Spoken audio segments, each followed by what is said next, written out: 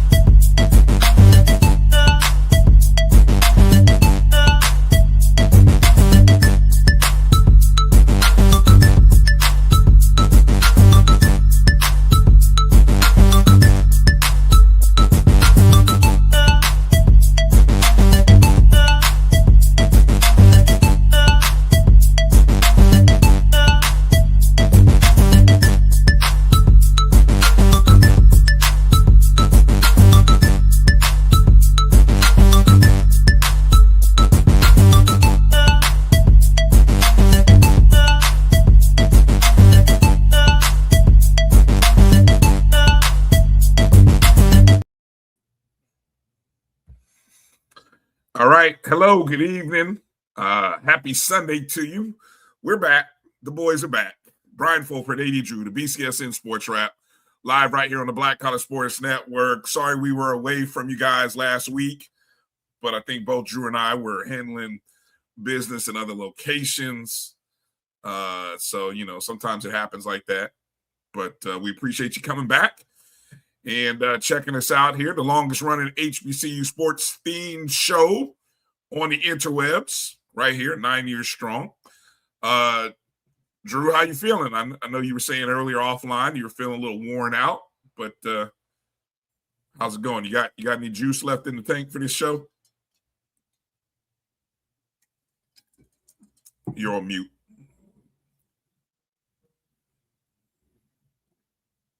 Hold on, you're on mute. You're on mute, Drew. You're on mute. You're on mute. Still on mute. I can't unmute the mic for you. You have to do it on your end. All right, how about now? Now you sound good. There you go. There he is, ladies and gentlemen. A.D. Drew.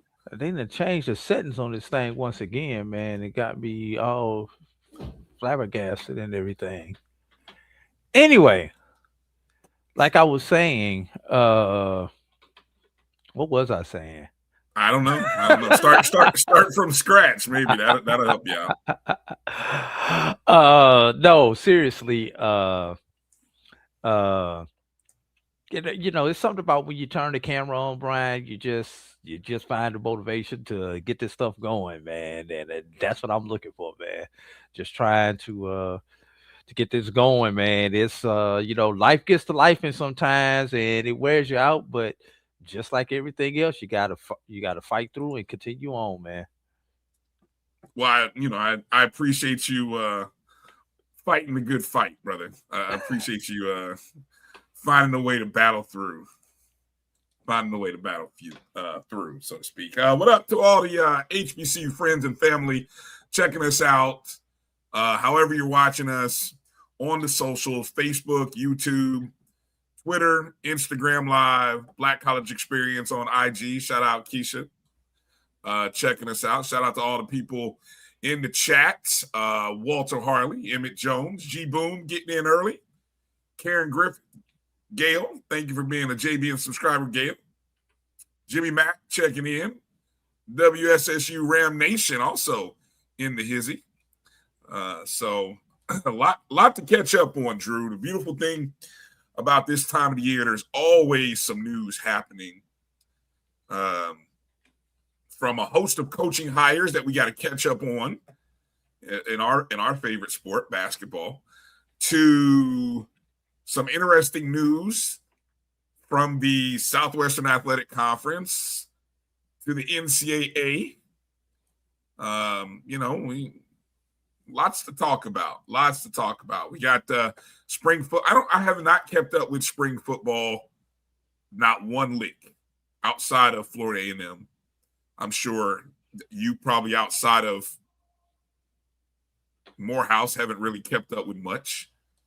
Yeah, we had our spring game this past Saturday, so that was the most I was able to do. But it doesn't help when you got your spring game mixed in with baseball senior day, so it really kind of dampers the spirit.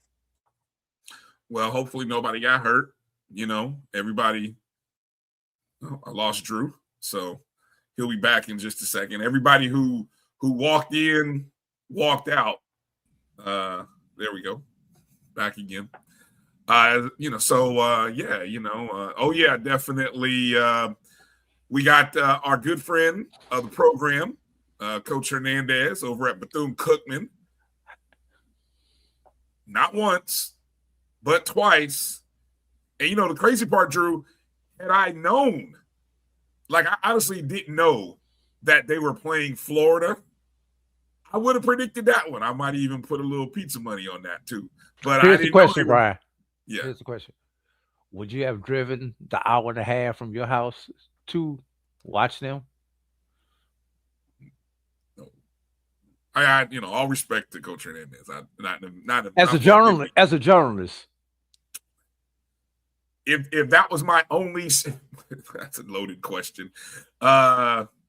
Sure, yes, that's the answer I should give, right, Drew? I should have, as a journalist, especially as somebody who covers HBC, I should have been there. But I didn't know the game was happening because I don't follow Bethune-Cookman baseball, and nobody on my timeline was really talking about it. Not that I have Bethune-Cookman muted or anything like that on my Twitter timeline, but yeah. And I gotta say one thing, Bryan, just to let everybody know, we did not plan this with us wearing our cricket BXWAC challenge kickoff shirt and our cricket celebration bowl shirts on the same show. Well, that's not entirely true, Drew. I have to confess. When I saw what you were wearing, I was like, "Oh, let me go." Oh, you must have did it while I was off screen because I didn't see your screen. I saw what you had on, and I said, "Oh, let me go grab my polo." And I being on the left, representing what comes up first. You being on the right, what ends the season. And I think it's appropriate. Start the season in Atlanta, ending in Atlanta. I think when we get into hour 2, I think the conversation that we're going to have will be very interesting to have related to football and scheduling and things of that nature. So let's see. We're excited. I'm also excited, besides the fact that, congratulations to Coach Hernandez and Bethune-Cookman on not only taking out LSU, which the last time we were on the air, I predicted that. I said upset alert, called it, tell LSU folks to watch out. Last week, we weren't on the air, but they still handled business and they took out Florida. Both SEC opponents, top 25 ranked teams. This upcoming weekend, the big series in Tallahassee. Bethune-Cookman, Florida A&M. Somebody's got to win. Somebody's got to win the series. Somebody's going to move into first place. I don't know who Texas Southern has in baseball that weekend, this upcoming weekend, next weekend, but it'll be interesting to kind of see. We'll talk about that later in the show. But I am excited because one of the, a lot of friends of our program got new jobs, over the time period that we were out. Kevin Harrod over at, where hasn't Kevin Harrod been? Let's see. Kevin Harrod, who's been at, since we've known him, he's been at Talladega. He's been at Langston University. He's been at Florida Memorial University. Now he's going to be at Allen University. Shout out to Coach Harrod. Then also another friend of the program, Chris Wright, finally got the call up to the big boys, to the majors, to the D1 level after Talladega, after Langston University, 3 national championship games in 5 years at those 2 schools. Probably had the single greatest basketball turnaround. I'm going to challenge you folks No, to say not history. probably. It is. Okay, thank you. I was just going to be conservative. Plus and 30 is a record, and no one has presented anything on any level to challenge that plus 30 in one season. Not even the great John Wooden. Okay, but anyway, but nobody. John Wooden never had a program that was down like Langston was. Right. Karen says and Tougaloo. Who was that Tougaloo? Who was that Tougaloo, Karen? But anyway, so after that 5-year run at Talladega and then Langston of 8 years in HBCUs, he gets the call up to Alabama State. And so coming up at the bottom of the hour, we get a chance to talk to him, the new head basketball coach at Alabama State University. Our friend, Chris Wright, will be joining the show. Like, we knew Chris, back when he was at Talladega ripping it up, doing things. So, now that everybody is, hey, coach still returns calls. So that says something. That says something that we still good because he returns the call. I reach out, he returns the call. I'm like, oh, we still good. That's great. He didn't forget about us little guys. Everybody knows what we have known for almost a decade. Yes. Man can coach. The man can coach. And program builder. Going off script. Sure, that's what we do well. That's what we do well. And one of the elephants in the room, a couple of the elephants in the room surrounding Chris Wright, obviously him making the jump from NAIA to Division I, as you said, Bryan. Mm-hmm. But that's not the elephant in the room for some people. Mm-hmm. Because some of the chatter that I heard from some people, friends of mine in the business, just fans, other things, were pertaining to, for lack of a better word, his race. Really? Who are your people? I'm just listening to different people. First white coach in the SWAC in basketball, from everything that has been reported. Okay, that's interesting. We remember when Mike Gillespie was at Florida A&M. Yeah. Don't know if he was the first white basketball coach in the BCSN. No, because you had the coach. Remember the coach at Hampton who took Hampton University to the tournament. Okay. And won. He was there. I don't know if he was the first, but I'm just saying he was there. Okay. All right. Coach, so I don't remember his name. And I remember when Gillespie took over at FAMU, and some of the chatter with that went around just us in our alumni circles at that point in time. But just like Gillespie was a winner when he came to FAMU. Exactly. So, and what kind of gets me with this, Bryan, what's the famous song that everybody's band plays, Bryan? Everybody's band, no matter what HBCU band. Neck. And that's what it is. Everybody's talking out the side of their neck right now. Oh, yeah. Yeah. You want to win. You got a winner, but you want to complain about. You want to worry about something like that. Something that's inconsequential as how the man's race. What he looks like, right. What he looks like. But at the same time, Bryan, these the same people who be talking about they not giving black folk a chance at some of these jobs. They not giving black folk a chance at these non-HBCUs. Well, hell, we talking out the side of our neck. We not giving white folk a chance at our HBCUs. Because when it's all said and done, whether you black, whether you white, whether you green, you got to do a couple of things, Bryan. You got to win. You got to graduate students, and you got to stay out. And you got to stay out the headlines with all the BS. Those same people, Drew, will find something to fuss about, no matter. It could be your competition level. It could be, ethnicity. Those people will always find something, So it's all in jest. But like you said, at the end of the day, can you win? Can you graduate players?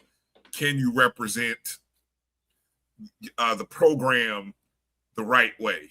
And I was listening again to his introductory press conference. And he addressed the elephant. That's why I feel sure. talking about the elephant. Sure. Right Yeah, no. And I think that was wise because, like you said, if he is, in fact, the first non-African-American coach or white Caucasian coach hired in the Southwestern Athletics Conference, then that is, I guess that you call that history, a little bit of history. And so, yes, and then being in Alabama. And I love the fact that he is someone who is from, well, actually, I don't think he's from Alabama, but he's from Texas. He's right, from but the Dallas area. Having coached in Alabama for 4 or 5 seasons, I think it was 4, as he mentioned, at Talladega, and at an HBCU with a strong history like Talladega, right? There's the familiarity, right? And, he probably faced those questions the first time he came to Alabama. And I think he did mention his former president and giving him the opportunity and the chance. And he proved everybody right. So they got the right guy.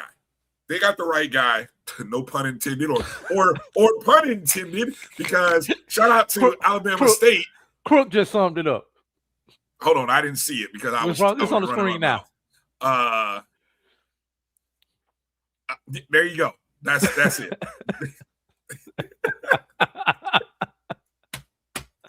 Yes, exactly. Well said, Crook. Kudos.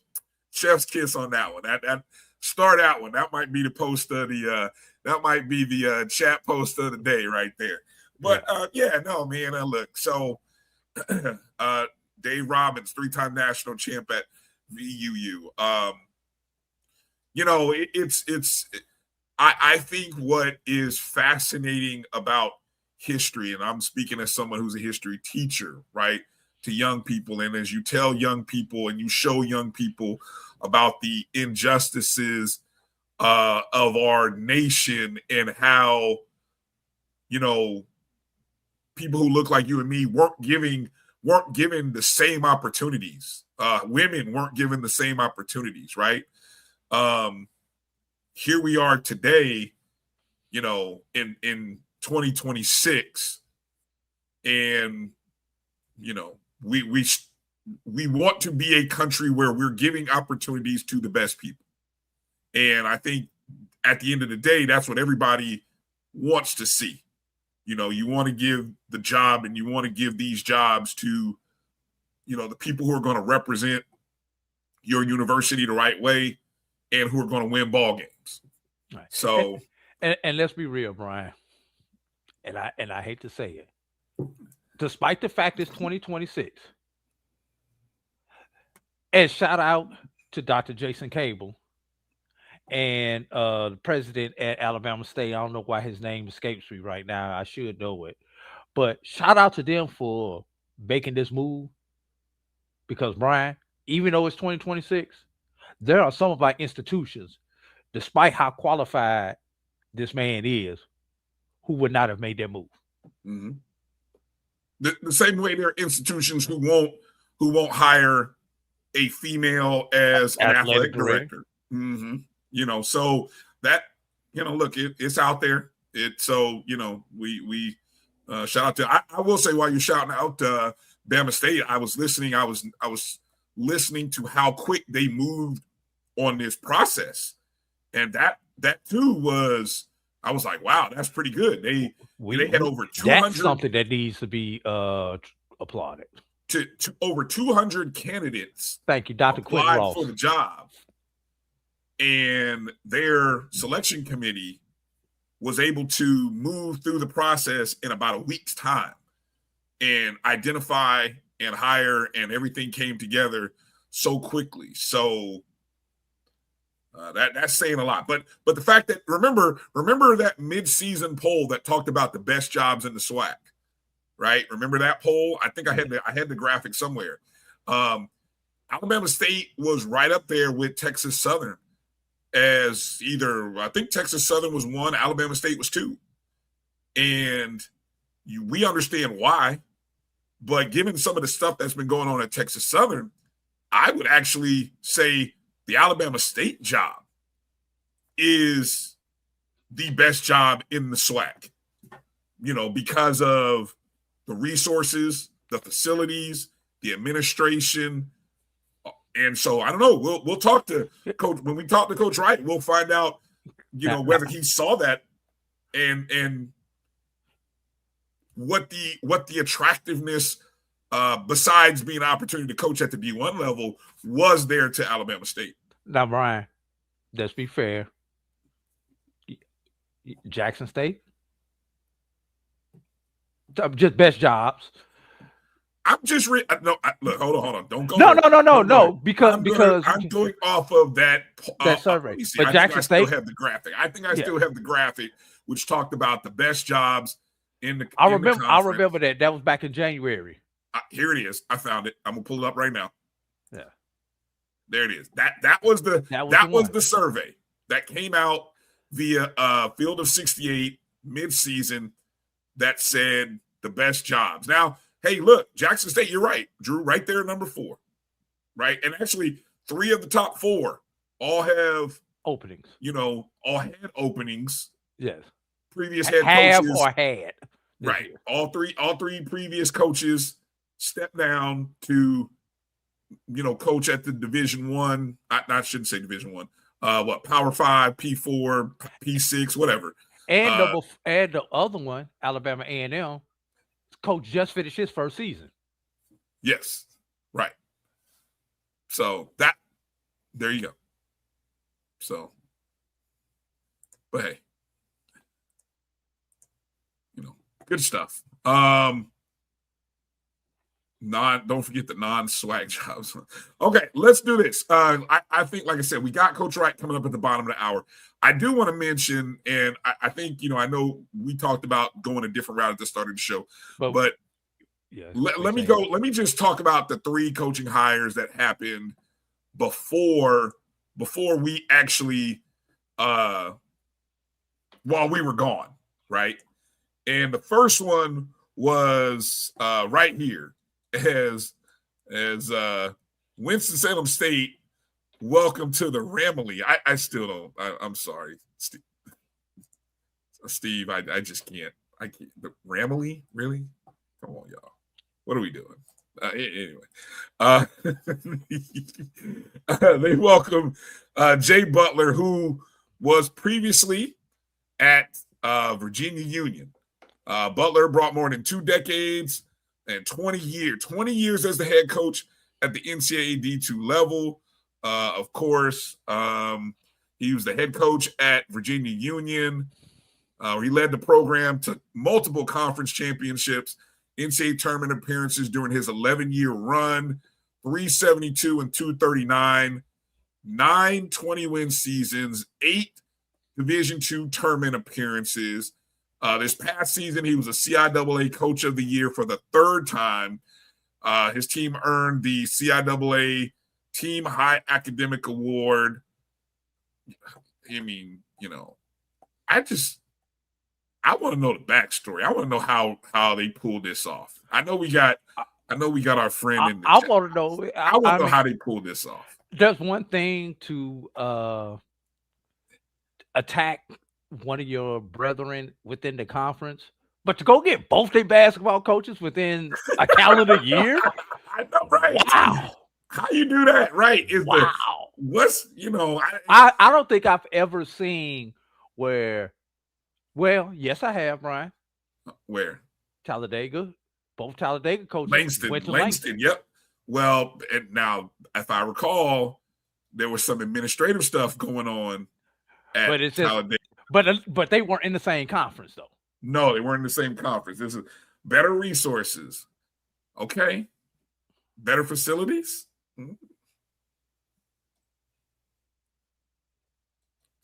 I don't know. Okay. One came home, one left. I don't know. Look, I'm just amazed that Winston-Salem State pulled that off, to be honest. Right? I wonder if Tierra did any recruiting. Well, you might want to come get this job. Of course. You best believe there was a phone call made. a text or a phone call. This is me, Bryan, speculating. I have no inside information. But I would just imagine that if one of my former coworkers is at a place that's courting me, I might make a phone call. I might kind of say, hey, anyway.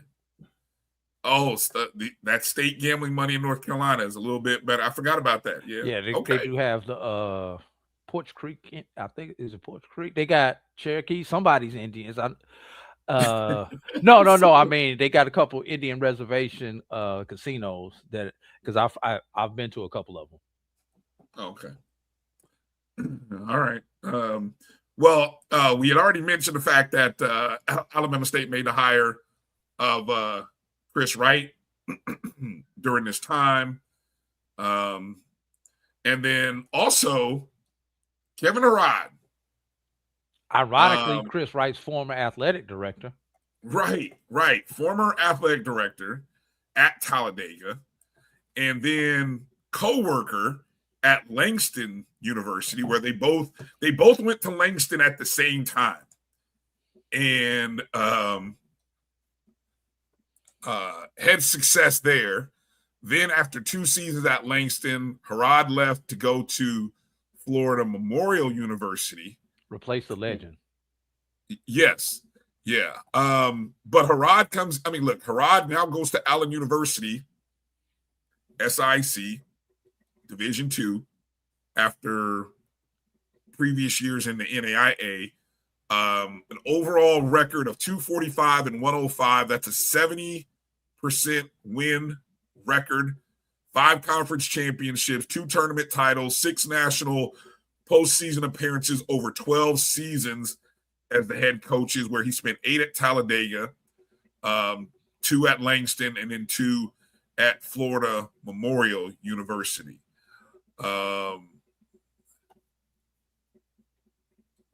After being named head coach at Allen, Arad said, quote, "At Allen, we won't just talk about building something special. We will live it every day. We'll develop champions, we'll graduate leaders, and prepare young women to win long after the final buzzer. If you're ready to grow, compete, and elevate your future, Allen is the place to be." Blue jacket on the screen is Allen's new women's basketball coach. Well said. There he is. Shut up. And I'm gonna have to reach out to Arad too. I have to reach out. Maybe we'll get him on the show for next week. We'll catch up with people that we haven't had a chance to talk to in a minute. We haven't had a chance to talk to him in a minute. Relationships from them NAIA days are starting to pay off, Bryan. Yeah, man. As all these great coaches are moving up and forward. Definitely. Let's keep going with the coaching news, because like I said, I know at some point Coach Wright is going to join us, and I always hope that the time thing worked. I've been trying to emphasize. Did you do the hour time zone difference? I did make sure to say 6:30 Eastern time. So yeah. Yeah, I always send it to them in Central Time. That way they don't have to worry about it. Oh, really? That's right. Well, because they'll see 6:30 and think it's 6:30 their time. Yeah.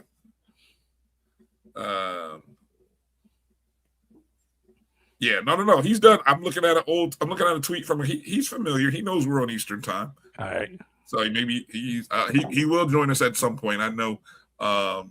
So just a little tied up, I'm sure. I talked to Fred over at Bama State, so we'll get him in there. I know he'll join us. Also, Jackson State decided to make it official. Take the interim tag off of Trey Johnson as he becomes the next men's basketball coach there at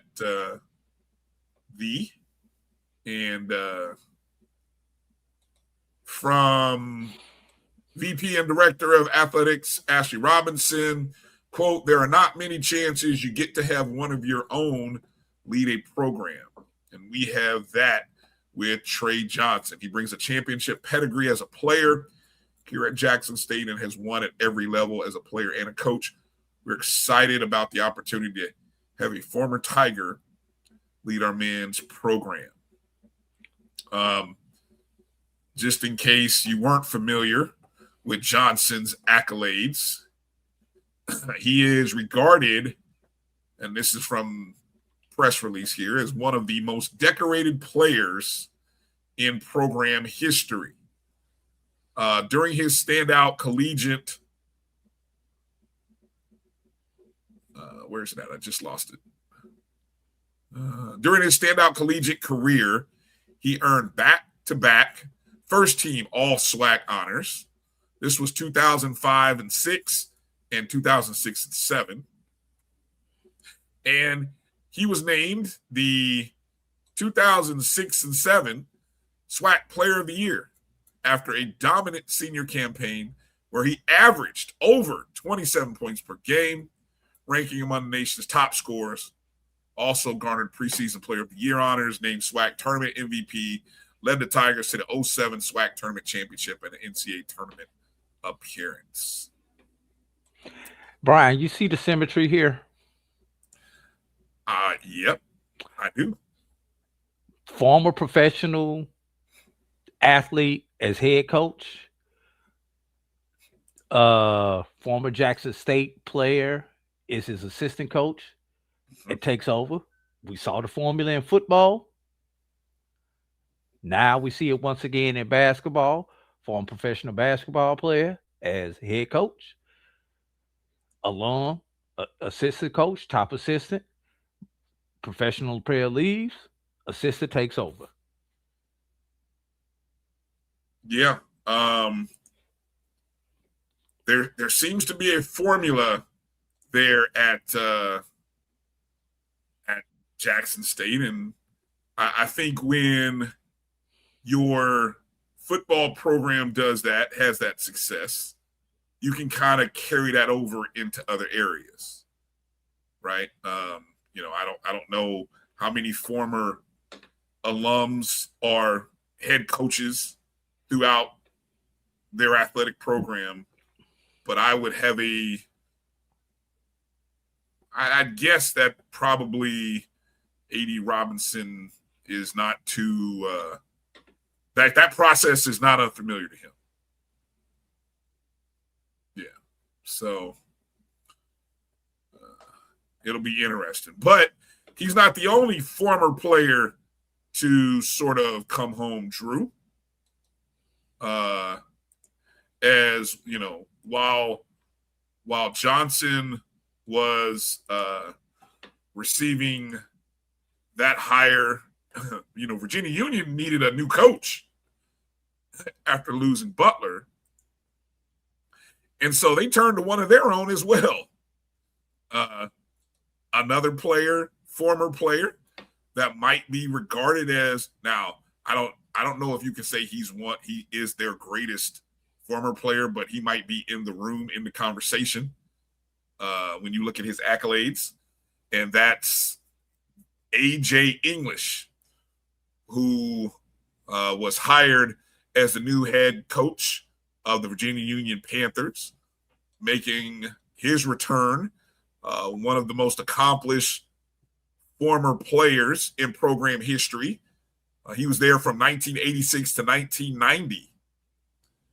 He scored 2,396 career points, set a single season school record with 1,001 points, 89-90. He was the CIAA Player of the Year. He earned Division II National Player of the Year honors in 1990. And if I'm not mistaken, is that the team? He was part of the team that won a national championship at Virginia Union.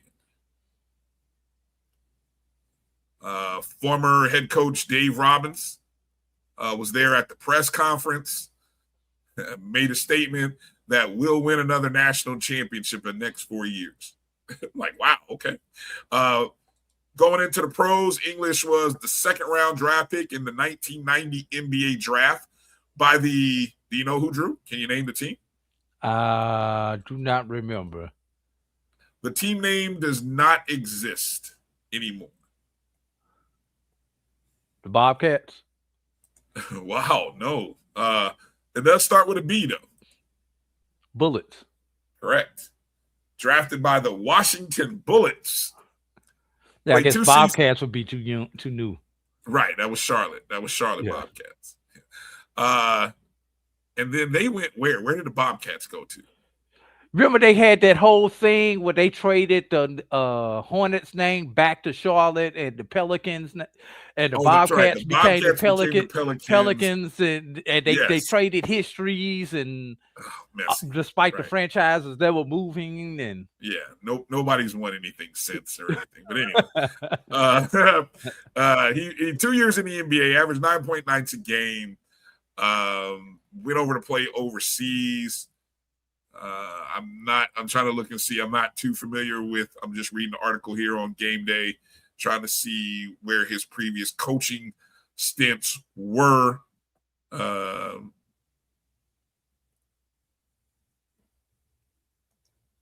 really sure where, let me see. Not really sure where he was previously. I know we've got WSSU Ram Nation in there. He said they didn't win a championship back in 90.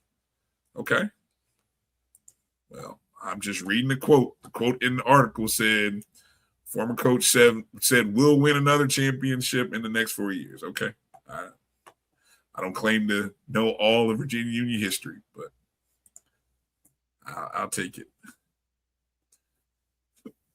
Terry Davis, okay, he's an assistant, also another former NBA player. So I see what they're doing over there at Virginia Union. Okay. Nice move. Nice moves. Also, another program welcomed another former player back into the mix. And that is Bethune-Cookman. And they made an announcement back in early April, but it took a week or two for the official press conference, which happened last week.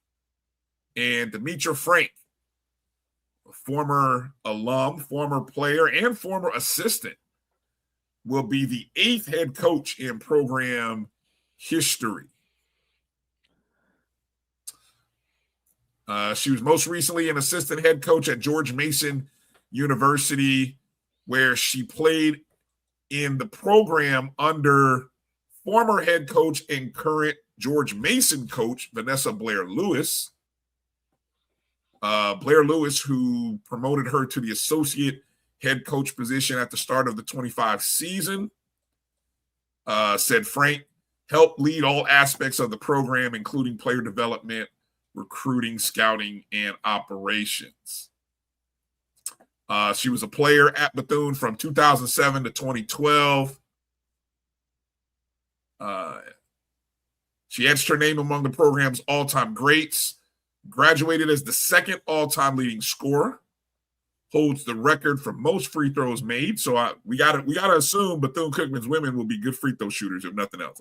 Like that should be the running joke. If you are not a good free throw shooting team, we're just gonna be looking at Bethune's players like, what are y'all doing? But anyway, and she also had the career steals.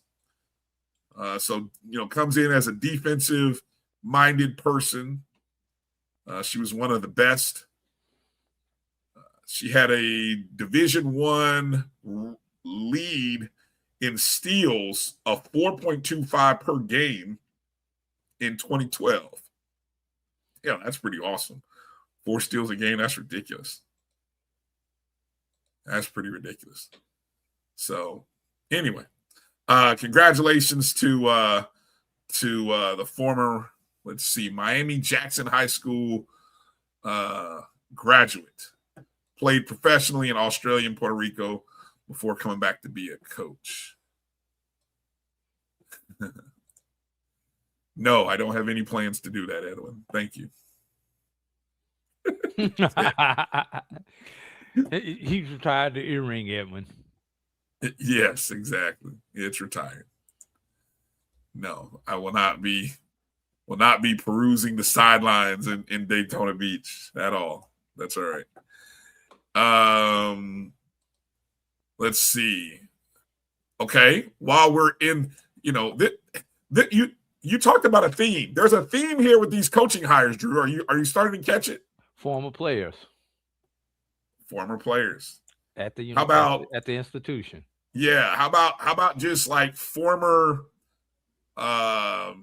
or players that have former players that have a unique tie to the community, such as new coach Khadijah Rushton at Delaware State.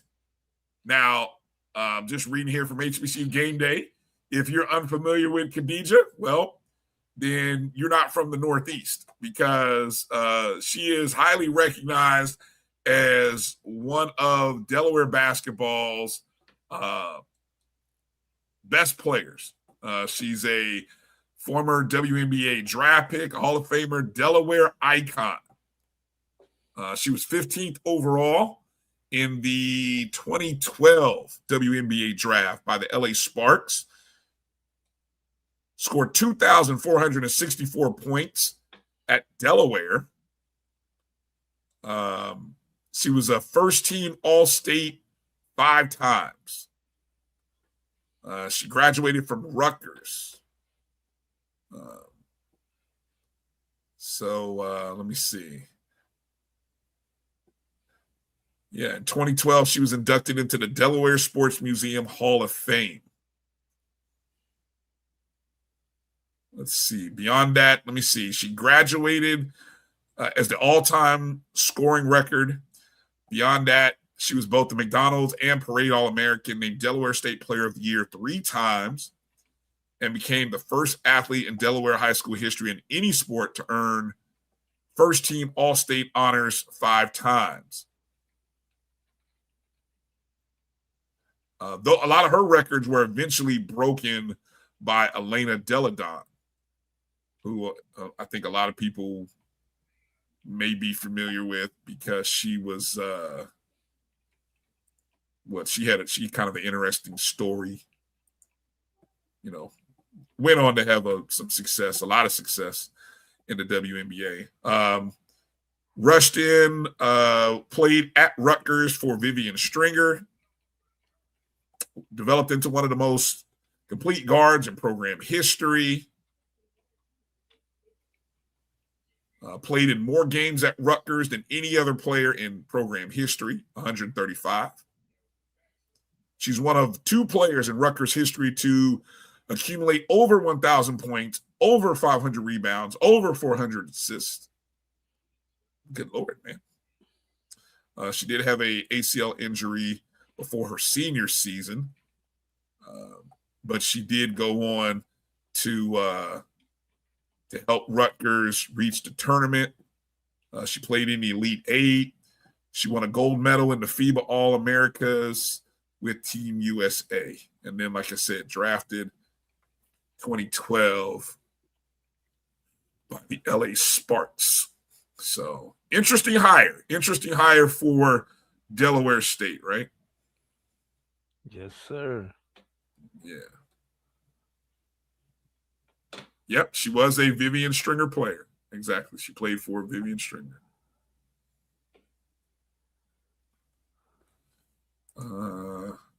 Yeah.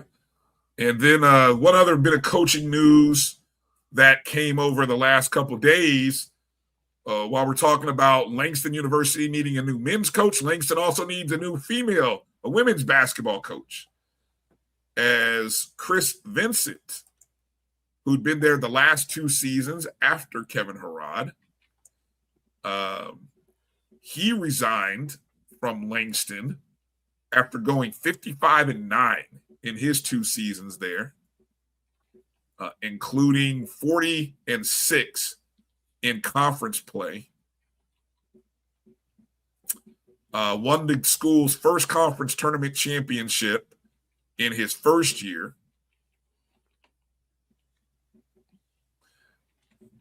Appeared in the national tournament each of the 2 years, advanced to the regional semifinals in 2025. He is going to Division II Purdue Northwest, which I think used to be called IUPU Fort Wayne. I think they did some kind of shuffle there. So I think that's how that rolled. So, but so Drew, in terms of coaching hires, correct me if I'm wrong. I think what is left on the table. Yeah, he resigned, Blue Jacket. He resigned. Texas Southern job still open. Mississippi Valley State job still open. Langston men and women jobs still open. Any other coaching jobs outside of those 4? My unofficial barometer says no, but I don't know. You guys out there tell me. Why am I thinking any coaching jobs still? Why am I thinking Kentucky State or Lane in the SIAC? Oh. I don't have my tracker in front of me. Wait a minute. I know what I Kentucky just State or said. Lane. Anybody know if those 2 jobs are still open? You know what? If those jobs were open, I don't think they have been filled. I have not heard of those 2 jobs being filled just yet. So, okay, all right, here we go. All right, last one. I found it. Allen is taken. Albany State. Albany State's still open. Albany State is field. Men and women are field. Oh, okay. Well, there you go. Kentucky State, Lane, Lincoln women, Lincoln PA women, Valley women, North Carolina Central women, and Shaw women on this list that I'm looking at. Wow, that's a heck of a. Get that run again. Right. Just going by what you just reported, Brian, based on the list that I have, that leaves Kentucky State. Did I say Edward Waters? Edward Waters? Did we? Oh yeah, I forgot about Edward Waters. I was just there. I was just there this weekend. I didn't even ask. Yeah, I don't know what happened with Todd Day with that one. Edward Waters, Kentucky State, Lane College, Lincoln, PA, women, Valley, North Carolina Central women, and Shaw women. So most of your jobs are on the Division II level. Okay. So most of the jobs, so you got about a handful of Division II jobs still there. A couple of NAIAs. Oh, and Langston. Yeah. And Florida Memorial women. And Florida Memorial. Hold on. Let me give me that. I'm gonna write this down. I'm gonna put this in the notes. Okay. Florida Memorial women. Who else? Go ahead. Langston men and women. Yep, got them. Edward Waters men. Okay. Kentucky State men. Yep. Lane men. Yep. Lincoln, PA women. Damn. Mississippi Valley men. Yep. North Carolina Central women. Oh, forgot about North Carolina Central women. And Shaw women. And Shaw. Wow, that's still it's a lot of jobs out there. So that's let me see, 1, 2, 3, 4, 5, 6, 7, 8, 9, 10. That's 11 jobs still out there. Wow. You know what? Ram Nation, our guy, Steve, is this the largest turnover that you can recall in the last several years, Drew. I don't recall a turnover like this. I mean, we just ran through 1, 2, 3, 4, about almost 10 new coaches that got hired or resigned. I give you that number in just a second. That's a lot. I mean, we're talking 20. I mean, 20 some odd coaching jobs. Yeah, I mean, it's a ton of coaches. Let's see. Let's go to ones that have been filled this offseason. Let's start that list, Brian. Okay.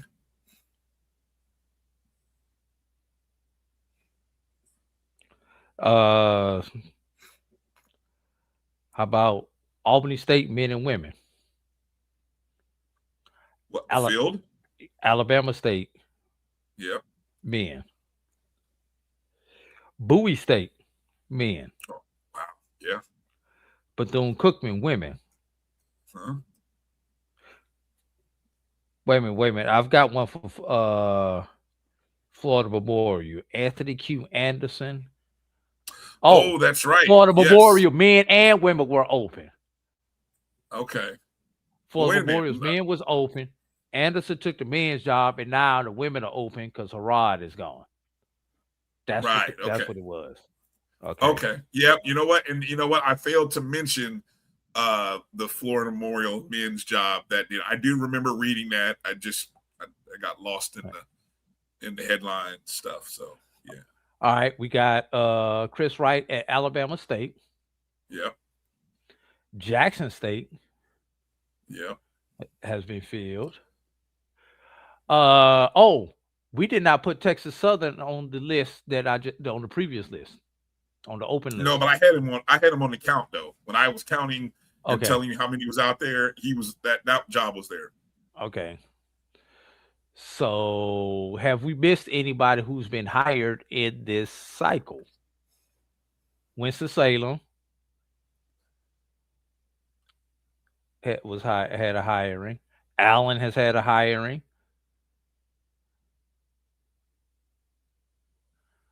That's unusual. Have we missed anybody? No. I think we have. So I would estimate there's probably some 50 some odd basketball programs. More than that, Brian. More? Okay. Yeah. 60. You've got 24 on the Division I level. Okay. I believe there are 31 or 32 on the Division II level. Let's see. SIAC has 15. 14 of those are HBCU. So we're gonna use 14 for our count. And then you have 13 in the CIAA. That's 27. Yep. Then you add in West Virginia State. Mm-hmm. You add in Lincoln of Missouri. Mm-hmm. And UDC. That's 30. Yeah. So it's 30. 30 and 24. So that's 54 right there. And there are around, I want to say there are around 30 NAIAs because the number is like 83 or 84. Wow. 83, 84, 85, somewhere up in there is our total number of basketball playing institutions. You didn't count St. Aug in your CIAA numbers, did you? No, it should be, or is it 12? No, it's 12 if you don't include. It's 12 if you don't. Is it 11 or 12 if you don't include St. Aug? It's 12. It's one more than football because Claflin doesn't play football. There you go. 12. So it's 11 football. So it's 12. So then that brings your total down to 29 because you said 13. Yeah. So 29. But still, I mean, still 80. It's still over 80 programs. So that means so I would say 25% of the programs. Exactly what I was. That's the number I was going to use. About 1/4 of all the jobs are came open. Well, I don't even know if that's right. Oh yeah, add Delaware State to the higher list. Yeah. Yeah. Wow. Yeah. A lot of stuff. Somebody in HR is getting overtime. Well, I tell you, what's interesting about this is with the fluidity of building rosters in college basketball now, that's the part that makes it very, very interesting, seeing so many schools still have openings. Correct. Yeah. 1/3 of the SWAC men was open at one point. Now, Bryan, stuff like that. I'm going to say this. It's probably more important at the Division I level that they move swiftly with that hire than at the Division II level and at the NAIA level.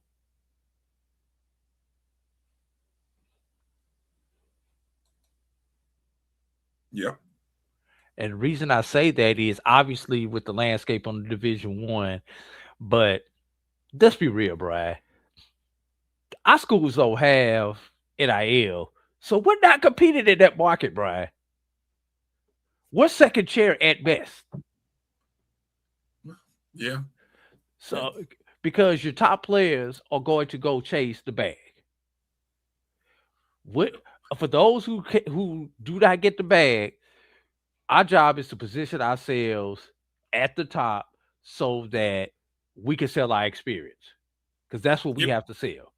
You know what? I want to table that, because there was a very interesting quote that I came across my timeline from a particular HBCU, a SWAC football coach at a well-known institution. Talked about the challenges and how the brand is no longer the value. The brand doesn't have the value to kids like it used to. And I was kind of floored by it. But I'm curious what you think, what others think as they heard it. Big deal, no big deal. I don't know. But let's get ready to take a break, because we will have Coach Wright coming up right after the break. So let's get a chance to get to do a quick run out the room real quick, get our splash some water on the face, get a little drink, use the bathroom, whatever we need to do during our commercial break. And when we come back, the head coach of the Alabama State Hornets, Coach Chris Wright, will be joining the show. So get ready, and then we'll pick up on some other interesting conversation on the other side of that interview. You're watching the BCSN Sports Wrap right here on the Black College Sports Network. Bryan and A.D. We'll be back in just a moment. From cancer care to accidental injuries to cardiac care, we all know that there are times that you can't control what happens in your life. But with Globe Life Family Heritage, you can be prepared to weather the storm when it comes. Call Dr. Beverly Eagle Rogers at 877-300-8269 or visit the website at globelifefamilyheritage.com. With over 25 years of serving communities, Dr. Beverly Eagles Rogers is here to help you and your family through difficult times. Dr. Beverly takes pride in Globe Life being one of the few companies that returns 100% of premiums to clients that stay healthy. So for more information, call Dr. Beverly Eagle Rogers at 877-300-8269 or visit the website at globelifefamilyheritage.com. And we have to fund our kids in these colleges, and we have to make sure our kids have seats in these colleges. Now, what about HBCUs? You mentioned. Absolutely. You got to fund them all, and you've got to make sure they're properly funded. You know, the real reason why I went after Comcast and Charter, it didn't have anything to do with my cable networks. It didn't. What happened was a gentleman wanted to do the Black College Sports Network in partnership with the HBCUs. And Comcast did not accept it. And that would have made a lot of money for these black colleges. Absolutely. And it would have educated the Black College Sports Network. This is what he wanted to do. That would have educated a lot of black kids. And when they didn't do that, that's when I came off the bench and said, okay, I'm going to light you up like a Christmas tree. Okay? That was the real reason why I got into it, was when I saw what happened with the Black College Sports Network, which I don't own. I just knew. Why didn't you buy it? I just knew. I just knew that these black. I like that talk. All right. I knew that these black colleges were going to benefit and these black kids were going to get the education that they deserved and not have to pay. There's a shot. It could be. Right field. Grand slam. What a shot. That's how you get hot, young fella. Thank you guys for what you do for HBCU athletics. This is a fantastic avenue for all of us. This is our ESPN, so we love what you guys do, and all you guys at BCSN. We really appreciate what it is that you guys do for us. Movement, a statement, a legacy. We celebrate the pride, the purpose, and the culture that make historically black colleges and universities legendary. HBCU Image, a Kenny T's company. You're looking for the latest information on Southern University sports, the Southwestern Athletic Conference, and HBCU athletics. There's only one place to go. Tune in to the Carlos Brown Show, exclusively on the Black College Sports Network.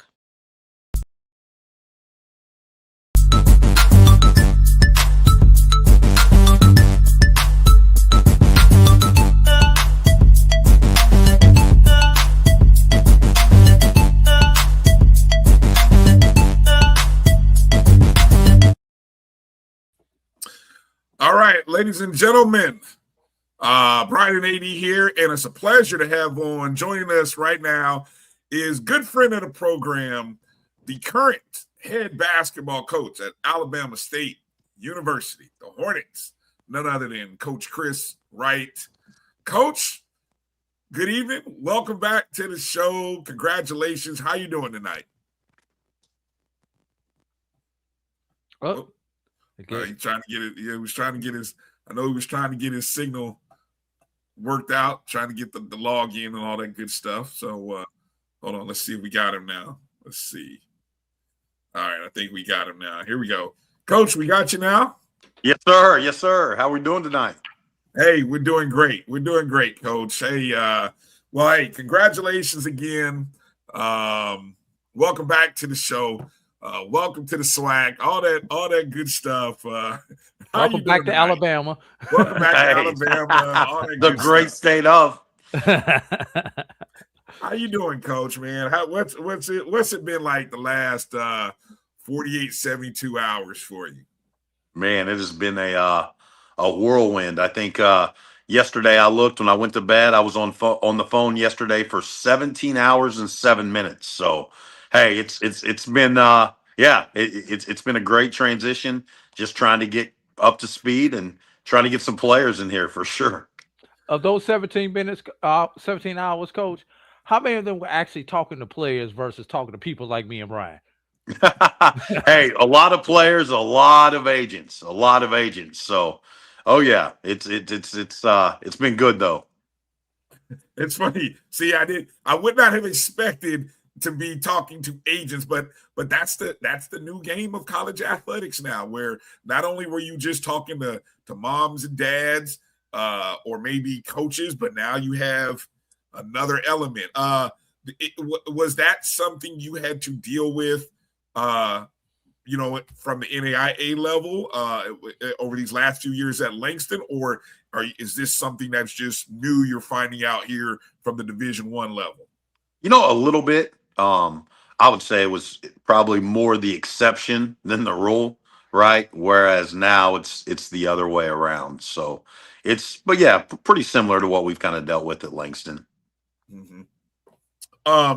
And I still, like I said, a lot of people, we've been blessed enough to be able to get to know you over these last 5-6 years or so, dating back to your time at Talladega to Langston. As you took this opportunity and you had your conversations with the president and Dr. Cable, what was the message that you emphasized or stressed to them, and what were you looking for from Alabama State? Because I think every good job there's a relationship. Like, you're wanting something from the school and they're looking for something from you. So maybe if you could share a little bit about that relationship conversations that you and Dr. Cable had and that made this such a great fit. Man, those two guys have an incredible vision, right? Dr. Ross for the university and also for the athletic department. Man, there are no questions about what he's trying to get done, right? I love that. And then Dr. Cable is as good of an athletic director as there is in the country. And so, to have those two guys in your corner that really support you is as a new head coach, that's really all you can ask. Go ahead, Drew. All right, Coach. Got to ask you this. And excuse me for cussing at you when I say this, but Freed Hartman, Coach. Two times, Coach. What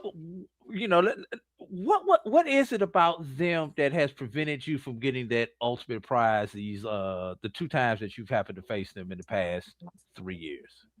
Hey, this year they were the best team in the country. I mean, they went 36-1. They had an incredible win streak at the end of the year. We knew that was going to be a tough game, going into the national title. Had a chance to win it, just didn't make enough plays. But, the one 2 years ago is really the one that makes you sick, right? Had the big lead late and just, man, didn't finish off the last 42 seconds. But, hey, Coach Stutz has done a tremendous job with that program. Obviously he has moved on. He's now an assistant at North Alabama. But, hey, give those guys credit. I mean, for them to win 2 national championships in 3 years, that's hard to do. Wish we could have got one or both of them, but, hey, sometimes that's right. That's the bounces you get. All right. And now moving on, thinking about that, Coach, let's be real. What you've done has been remarkable in your coaching career. 3 championships in 5 years across 2 institutions. The largest turnaround in college basketball history from 1 year to the next year. So you've got all these accomplishments, all these accolades out there with Chris Wright, the coach. And we'll get into Chris Wright, the man, in just a moment. But what is it that you are looking to achieve outside of obviously a national championship? But what is it that you're looking to bring to Alabama State and achieve with this program? Because we've seen you do it twice. Can we catch lightning in the bottle for the 3rd time? Hey, I believe we can. Obviously Alabama State is it's a tremendous institution. And just with the commitment that Dr. Ross puts into athletics, with the vision, again, that Dr. Cable has, and the resources that, he allocates you to be successful, I absolutely think we can go to Alabama State and win big, right? And win right away. I mean, that's I'm leaving an unbelievable situation in Langston. Really was hard, man, right? It's a place that had been really good to me and my family, and probably a place I could have stayed at the rest of my life and been really, really happy, and probably would have found a way to win multiple national championships. But opportunities like being at Alabama State as the head coach, they don't come around very often. And so, when this opportunity came knocking, it was one that I just knew that we had to do. Yeah. And what I say about Chris Wright, the man, I know previously we've had side conversations and then we've had conversations on the air. But if you would just kind of get into your story, because you've kind of told your story about your hard journey into coaching and ultimately landing at an HBCU in Talladega. And I don't think a lot of people understand or appreciate how hard you have worked to get to where you are and some of the things that you've had to go through to get here. Yeah, so I mean, I think about getting back into coaching, or initially, right? Like I knew at 15 years old that I wanted to be a college basketball coach. Had gotten recruited by a couple of smaller schools, but again, grew up a Longhorn, right? So you're kind of brainwashed a little bit. Always wanted to go to the University of Texas, but I knew I wanted to coach right away, and so I ended up volunteering coaching when I was 21 years old at St. Edward's University in Austin, Texas, right? Was there a couple years, got hired at Texas State. My first 3 years, I made $0 in the profession. And then, ended up going to Fresno Pacific, where eventually I met my mentor, a guy named Jim Saya. Coach Saya was the top assistant at UCLA for like 8 years, was actually the interim head coach at USC right before I had met him. Somehow decided to keep me on staff there at Fresno Pacific, and we had a lot of success. And at 27 years old, I got a chance to become a head coach for the first time, right? And I was not thought I was ready for the opportunity, but not ready. And we was there for 4 years, had a couple of good years, a couple of very average years, and then kind of bounced around all over for a little bit. I went to Arkansas Tech as an assistant, went to Graceland as a head coach, a place that had one winning season in 21 years. We had a winning record there, and wasn't a great fit, and so went to Angelo State, and that's really kind of what changed my career. A guy named Cinco Boone that took over for Chris Beard. Got a chance to really, I guess, understand my philosophy, what I believed in, to really have a true identity. And I took a job as a head coach at Central Baptist College in Conway, Arkansas, making $31,000. And so I get there, they hire me in May, and I don't get paid for the summer. We have no recruiting budget. And so I end up actually waiting tables at the Outback Steakhouse, right, to not only just survive for the summer, but then also to like fly recruits in, right, on my own dime. And, I kind of had some health issues before then, man, was in, a great deal of debt. And it's just been amazing that was 9 years ago to see how God has blessed us and, where we're at now. Definitely. Go ahead, Bryan. I'm glad you brought that up, or asked that question, Drew, because like I said, a lot of people may not know Coach's backstory, and it really is a rise to where you are right now. And so here's my question has to do with, we have, you strike me as someone who has tunnel vision in terms of I'm in the moment in the season. I'm controlling what I can control, where my feet are. But over these last couple seasons, and I know, we have been a big Chris Wright fan. Like, if nobody else out there is talking about Chris Wright, we are talking about Chris Wright. Like, and we love Langston, so no shade towards Langston. But were there? I guess my question has to do with the thought of the next challenge, the next journey. When did you know it was right now? No pun intended. Like, because you've been at Langston, good 4 years. And like you said, you could have stayed. You could have kept going until you had accomplished that one goal of actually winning the title, right? You've gotten there. But when did you know, and when did you kind of have that sense that now is the time to make the move? So, not too many people know this. I was really struggling with this decision, to be honest. And again, I realize how special Alabama State is. But, my wife has moved all over the country with me. We have a 4-year-old son that's kind of had some just health challenges. And so we turned down some incredible opportunities the last 3 years, right, to stay at Langston. It was just right for our family. It was, we were in a great situation. And so we get offered the Alabama State job, and, I was really excited about it, but honestly was right on the fence. And, Chris Beard, the head coach at Ole Miss, calls me out of the blue. He'd kind of heard I was struggling with the decision a little bit. And he was like, "Man, what are we doing?" He said, "You're a winner." He's like, "Man, you went to 3 national championship games in 5 years." He's like, "Man, there's nothing to think about here." He was like, "Man, this is a really easy decision." He was like, "Take the job." He's like, "You'll figure it out." He's like, "You've won everywhere you've been. You're a winner." And he's like, "You're going to call and thank me in a couple of years," and hangs up on me.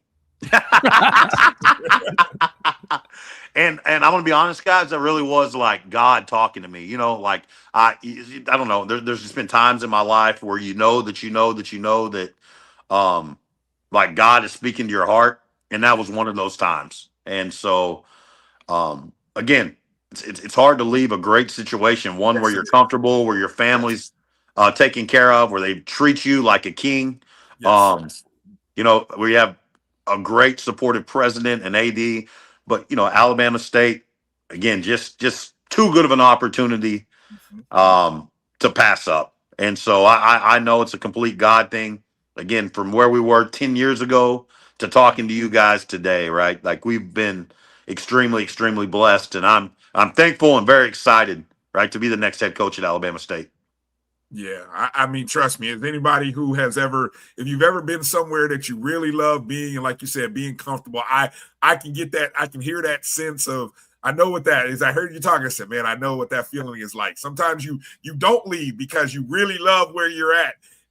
But sometimes you do have to, like you said, I'm glad you said it that way. You got to listen to God and kind of step out there on faith that now's the time and the right season for you to move.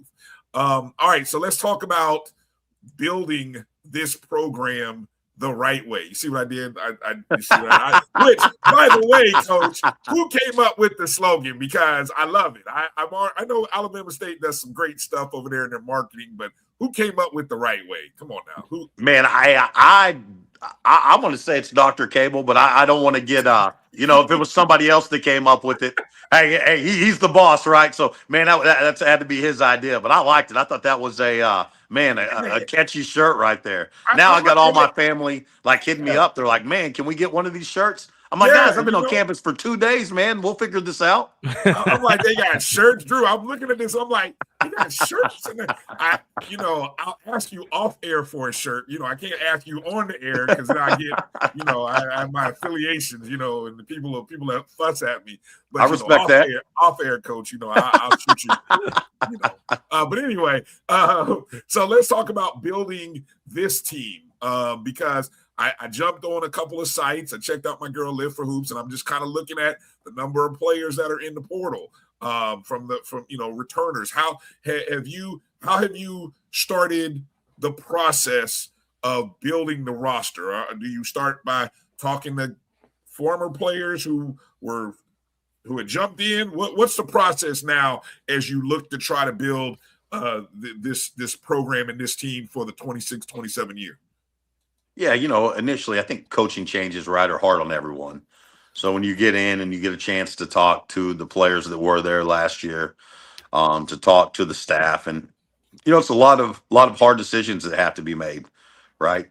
And so it's basically going to be almost a complete new roster. I think we'll have basically 2 returners that will be back from last year's team, and I'm excited to build this roster. We've gotten 1 commit so far. I think we're close on 3 or 4 more, but I'm excited just to be able to to build this thing the way that we want to build it.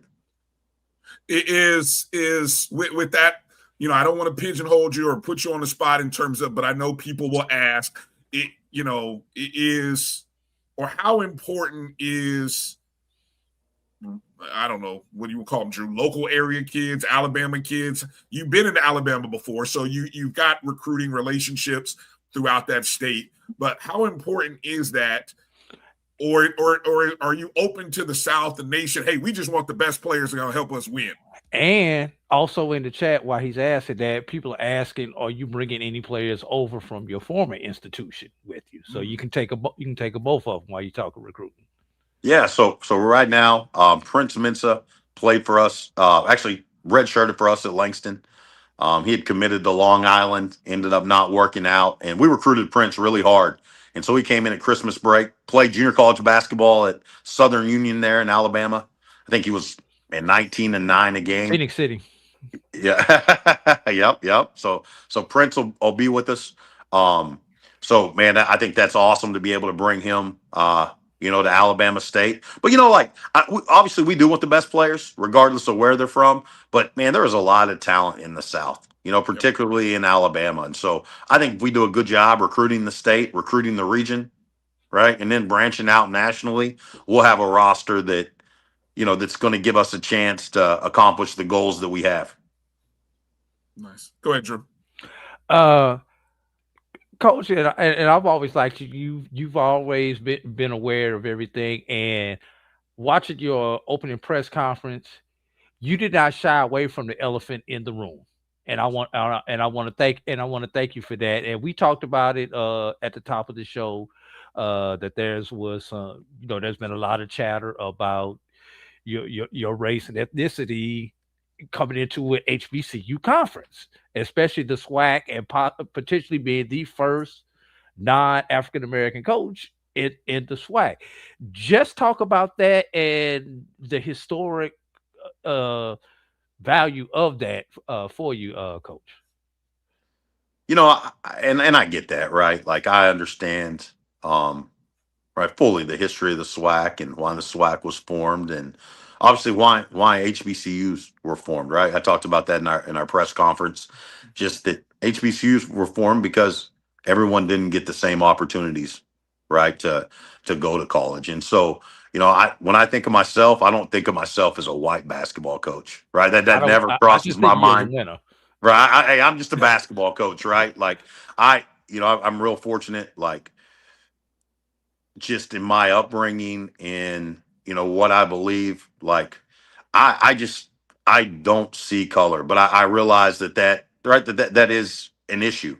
And, the 8 years that I've spent at HBCUs have been the most rewarding years of my life. And not just because we went to 3 national championship games or won, nearly 300 games during that time, but it's been because of the impact, we've been able to have on our players. And, I relate, man, I think very, very well with just the guys that I've been able to coach the last 8 years. I talk about this a lot, but I'm a first generation college student. I'm the first person in my family to ever go to college, right? And at HBCUs, you see a ton of men and women that they're first generation college students. And so, man, I connect with that. Like I resonate with some of the grind, some of the struggle, right, that those young people are going through. And so, I've had plenty of chances to leave and go to, I guess PWIs and go to other institutions. But for my wife and I both, right, being on campus at an HBCU is really, really special to us. I think we both, right, and it sounds weird, right, for a white guy to say that, but like, man, I take a lot of pride in that. Like if you're a part of the HBCU family, it really means something. And so I'm excited.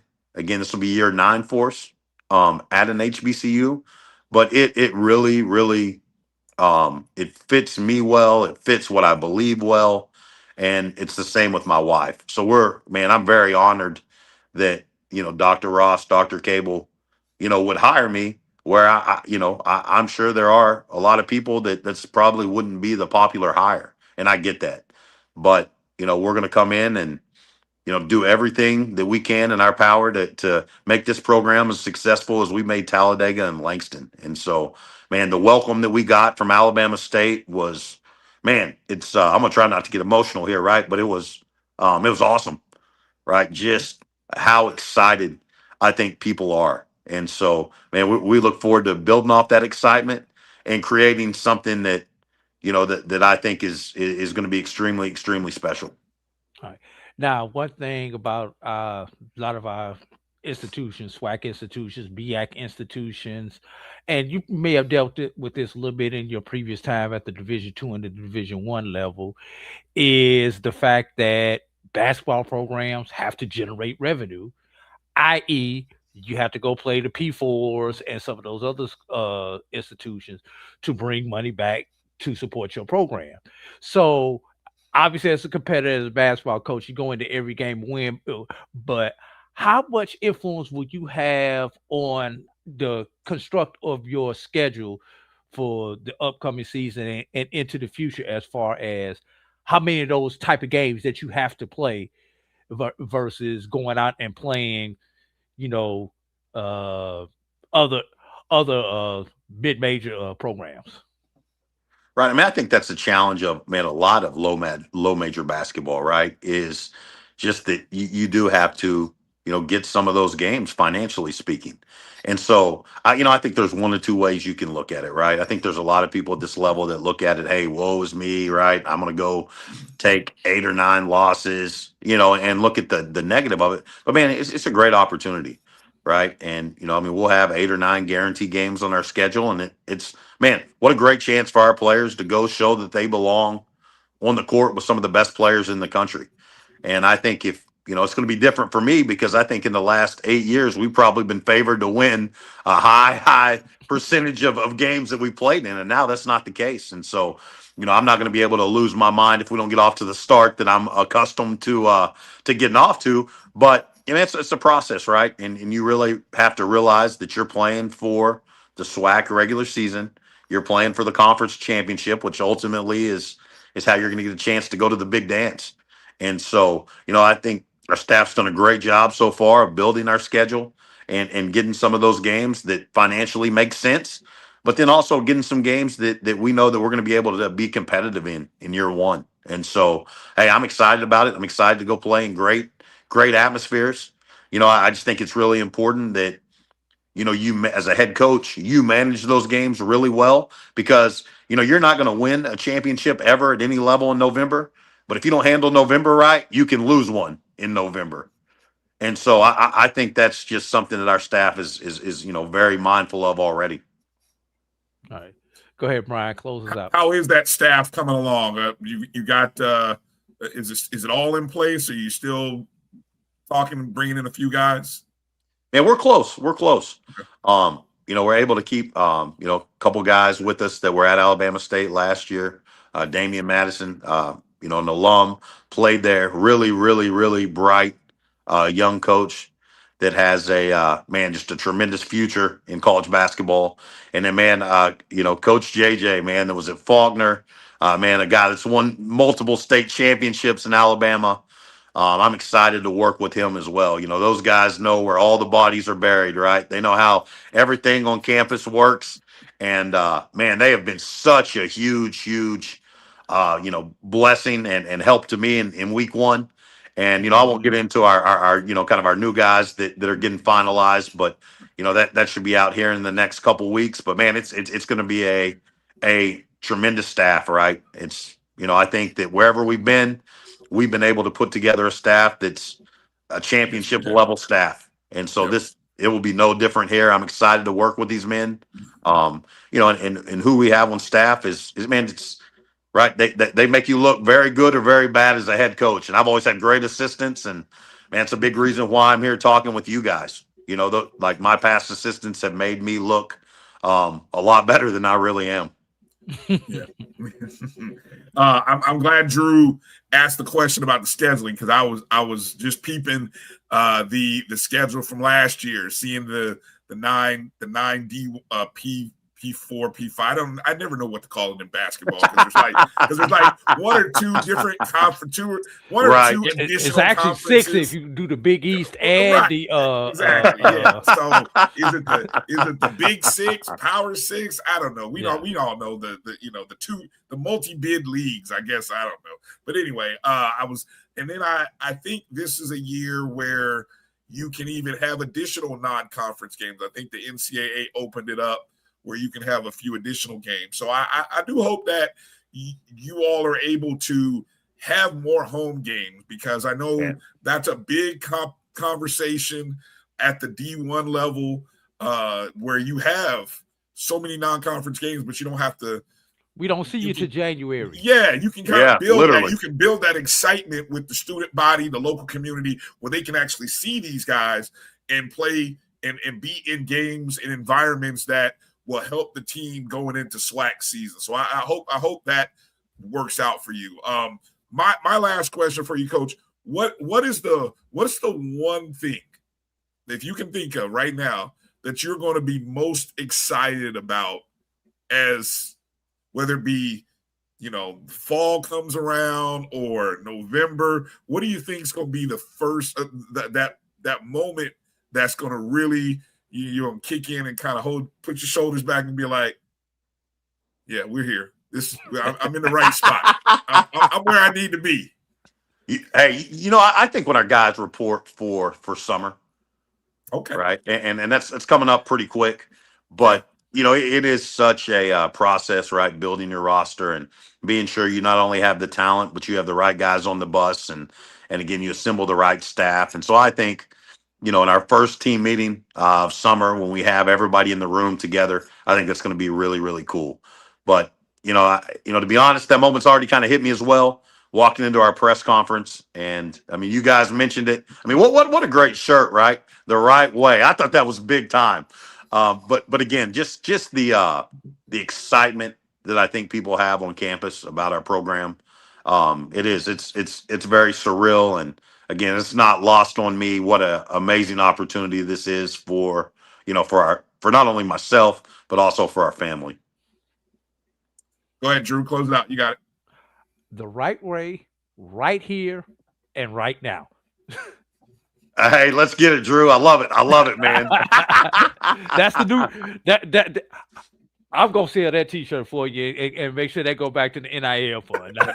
Hey, well, if we get an NCAA tournament this year, I might need you to print a few of those bad boys up. How about that? There you go. Well, right now, Coach, you might be the favorite coming into the season on paper. With some of the changes, but we never know how this thing is gonna go with this roster turnover. One last question. Freshman. He ran off the screen on me. Might be. Go ahead. Might be just audio. Probably got a call. Yeah. We probably got a call coming in. Hold on. He's coming back. I think he's trying to get back in. All right. We'll give him. Hold on. We'll give him about 10 seconds here. I was going to ask him. What were you going to say? I was going to ask him. Yeah, here he is. I'll just wait till you go ahead. Technology doesn't like us tonight, fellas. I'm sorry. Got a phone call. See, Drew should have ended it when he had. Drew can never just walk it's off. It's always me. Hey, Drew. This is how much I like you guys. That was a really good player. I had to hit the red button there. But he'll understand though. You guys are my guys, man. I've been talking to y'all for like 6 years. So gotcha. No, I was going to ask with are you still going after freshmen, JUCOs, portal? How's that going to work for you? Hey, man, a little bit of everything, right? Just trying to we are on a couple of really, really talented freshmen. Also have some big time 4-year transfers that we're excited about. And then, I think junior college is really, really under recruited right now. So, I think we'll piece this roster together and kind of all the above. That's it. Now we can end it the right way, right here and right now. Ladies and gentlemen, none other than our good friend of the program, Coach Chris Wright, the head coach at Alabama State University. We look forward to following all the news and updates this spring, the rest of this spring, the summer, and then the fall as we get into the 26-27 season. God bless. Good luck, Coach. And, hey, whenever you need to come on and talk about something, promote something, you know who to call. Just call us, Coach. Fellas, you guys are the best, man. I appreciate you guys. Thank y'all for having me. Thank you, Coach. Be well. I'm in Montgomery, hopefully, Coach. Yes, sir. You guys take care. All right. Bye. All right. Good stuff. Good friend of the program there, Coach Chris Wright, taking some time out on a Sunday night to come in and join the SportsWrap. Yeah, man. Like I said, we've been down with Coach Wright for a good minute, man, since the Talladega days. So exactly. Good stuff, man. Good stuff. Drew, as you watch his teams, what is it that it's funny in watching so much basketball and talking about, what is it that he does what do you see in his games that separates his teams from other teams? The effort on defense. Okay. His from Talladega through Langston and probably into this Alabama State, the effort that his team plays. And when I say defense, I don't think Brian understands. I don't know if everybody understands. This is not one-on-one defense. I'm locking my man down, and it's the level of the team defense that they play that leads to transition buckets. And Chris Wright has had teams that could beat you and put 100 points on you. Yep. Or he's had teams that could beat you with the scores in the 60s. 60s. Yep. Yeah. Yep. So, his team, and it depends on the talent that he's had on the teams, on which style offensively that he tries to do. But defensively, his teams always get it. They always are in your face and are creating havoc. And defense is about effort. And that's what his teams have. No, you can have bad offensive nights. Yes, you can. Yep. You do not have bad defensive nights. That will drive a coach crazy. A coach can deal with, hey, we got the shots we wanted. The rims were just unkind. Yeah. Coach cannot deal with Olay defense, not boxing out, and doing the simple things that we need to do to win games. That along with turnovers. Yeah. It's the phrase that I like to use all the time with young players. Control what you can control, because you can't always control where the ball bounces. You can't always control whether your shot's going to fall. You can't always control the official's interpretation of something. You can't always control another team getting hot, but you always have control of your attitude, your effort, and your energy. And that is the kind of things on the defensive end that, like you just said, you always have control over it. And I have seen it in our high school program. I'm very fortunate to work with a coach who he has built his program of championships on that kind of philosophy. So, and I always say it's different. Like, guarding people when they come across the half court line is not common for everybody. Some teams like to keep it from the 3-point line, right? They say, oh, we'll pick you up at the 3-point line. No. It's like we guard you the full 94-50. And it's not like, I don't know. You get that old, a lot of people say, when you say 94-50, you think that old Nolan Richardson, 94 feet of 40 minutes, 40 minutes of hell. 40 minutes of hell. But it really is more so, I think, the team defense and also the ability to be able to guard one-on-one. And just, If you get beat, the ability for everybody to do their job and to help. Here's the difference between good defensive teams and great defensive teams.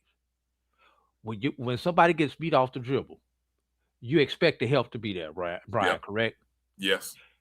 This what separates the good teams from the great teams. Now, once the help is there, somebody has to help the helper. Yes, sir. Because now his man is open. So that's what separates good teams from great teams. Helping the helper. Yep. There you go. It's gonna be fun. It's gonna be fun to watch. You got me want to go call some basketball now, man. Hey, what's your now? Again, before we get ready to take a break, and kind of transition into some other stuff. A lot of hoops. The Texas Southern job remains out there as the major prime men's program. What would you like for them to do in that position with that coaching hire? Given, some of the changes that have happened at Texas Southern, I don't know what they're going to do. I think Texas Southern's going for a splash hire.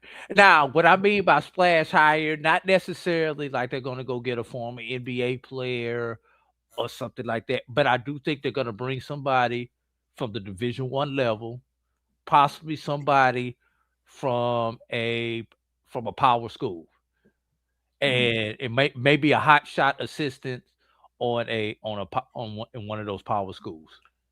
Interesting. Come over. That's what I think is going to happen. Kind of like because it is one of those jobs. You can't just hire anybody at Texas Southern, given what Johnny Jones has left there at Texas Southern.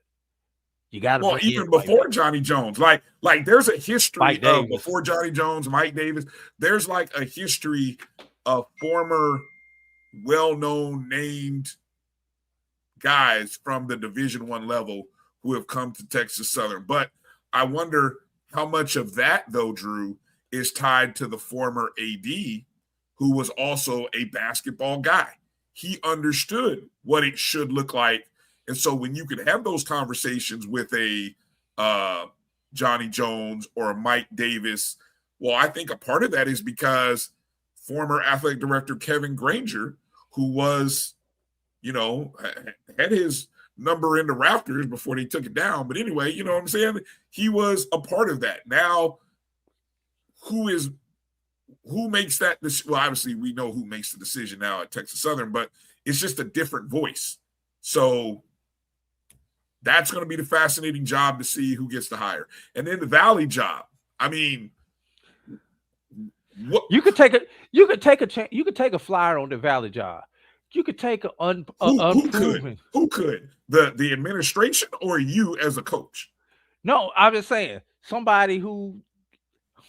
Let me parse my words correctly. Yeah. I want to hear you say this right, because the level of a coach that you need to bring in at Texas Southern is not the same as the level at a Valley. Thank you. Yeah, no, that you could take a chance with the NAIA coach at a Valley, like, you know, we got the one hot NAIA coach at Alabama State, the exception. You could take that. You could go with an assistant getting their first job at Valley. You can go with a younger coach at Valley. I don't think you could do that at a Texas Southern, Brian. I think you're going to have an experienced coach, either a long-time assistant or somebody who's there. I do think this. I don't think it's going to be a SWAC retread at Texas Southern, but Valley, I could see a retread at Valley. I'm going to throw a name out that just hit me, because I think you have to. Valley, I feel like Valley has to do something crazy. Like crazy in terms of think out of the box. And I'm going to give you a name that I think, because I've read some articles that this person wants to get into coaching. Uh-oh. And I also think this person would be able to supply an NIL base for his program that is it through his ex-wife's money? Huh? Is it through his ex-wife's money? I don't know anything about ex-wives. We might not be thinking about the same person. Who are you talking about? No. I'm definitely not talking him. I don't think he can survive a minute in that environment. I don't think he's cut for that. You give me your name and I'll give you where I thought you was going. So here's the last thought about this. It has to be somebody who could pitch it in a way to say, look, I'm going to have a budget of this. Like if it was rumored that $750 was the budget for Bethune-Cookman's program, right? That's what was rumored. Yeah. So if I'm at Valley, I need a budget of at least $500K.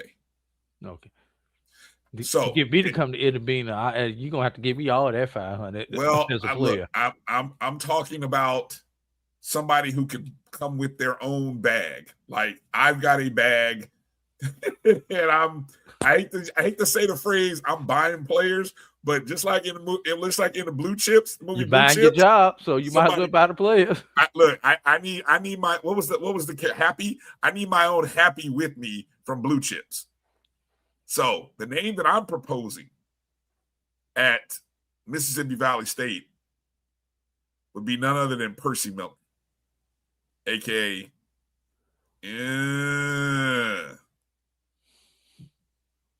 That's not where I was going with mine. That's where I'm going. You know where I was going with mine when you said that? Where? Lamar who? Lamar Odom? Yeah. That's why I said his ex-wife's money. Yeah. Well, you want an opportunity? Sure.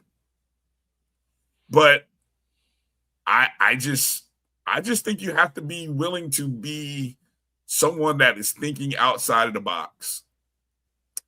I think Percy Miller is cut for that environment because you have to be willing to grind. Like, here's a guy who built an empire grinding. And if I'm walking into Valley as the head coach, I have to grind. I have to build something from nothing. Right? And I think you have to have somebody who can do that. You know, because the one thing Valley does have is they got a beautiful facility to play in. Everything else is like a work in progress. But Yeah, Drew said Lamar Odom. I was not thinking Lamar Odom. That's Drew's idea, his thought. I'm going Percy Miller. So maybe I'll jump on Cauchy and if I could add it on Cauchy and say who is more likely to get the job at Mississippi Valley State, Lamar Odom or Percy Miller? I wonder what Brian, you might win if you actually say would the job happen before June. Let's go to break. Who will say? Let's go to break and then come back. And I'm going to tell you, we're going to find out from a head coach in the SWAC that recently made some comments about the brand not being strong enough to, I don't know, maintain the players or really speak to the players these days. And I want Drew's thoughts about it. And I want your guys in the chat. I want your thoughts on it too. Hang tight with us. You're watching the BCSN Sports Wrap right here on the Black College Sports Network. We'll be back in a moment. This is the Dean of the College of HBCU Sports, Kenyatta Cavill of Dr. Cavill's Inside the HBCU Sports Lab with Mike Washington and Charles Bishop. Come mix it up in the lab where the course lecture is in session every Tuesday from 6 o'clock p.m. Central Standard Time on Facebook Live, YouTube Spreaker, or the BCSN app, as we discuss all things about the HBCU sports culture, including exploring the week that was in the sporting HBCU diaspora, as well as the upcoming week of HBCU sports. With me, the Dean, the College of HBCU Sports, on Dr. Cavill's Inside the HBCU Sports Lab with Mike Washington and Charles Bishop. Course lecture dismissed. It's never too early to plant the seed, to share the tradition, and instill a sense of pride in your HBCU with your little ones. HBCU Pride and Joy Children's Boutique helps you share your school spirit with a wide selection of adorable kids apparel and accessories officially licensed from your favorite HBCU. Visit hbcupridejoy.com and follow us on all social media at HBCU Pride Joy on Facebook and Twitter. When it comes to professional learning, teachers deserve better. From the leader in online learning, Stride brings you the Stride Professional Development Center, an on-demand library of mobile-friendly courses that gives teachers choice and flexibility, allowing them to learn anytime and anywhere. Our dynamic courses provide bite-sized learning and help educators advance their knowledge while also gaining professional development hours. It's time you take charge of your learning. Visit us today to get started.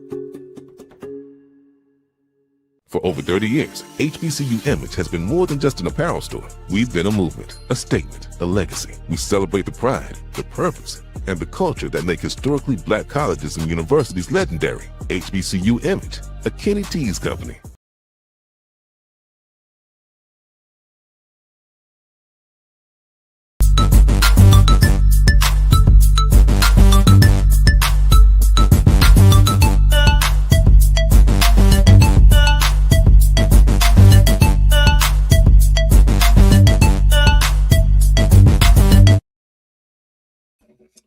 All right. Welcome back to the BCSN Sports Wrap. Bryan and A.D. here.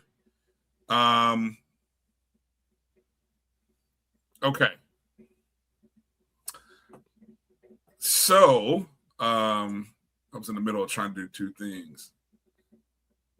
Oh, okay. So, great timing. See a few folks in there. What up, Mr. Campbell? I'm glad you jumped in because so I came across, obviously spring football and all these great quotes are going on. And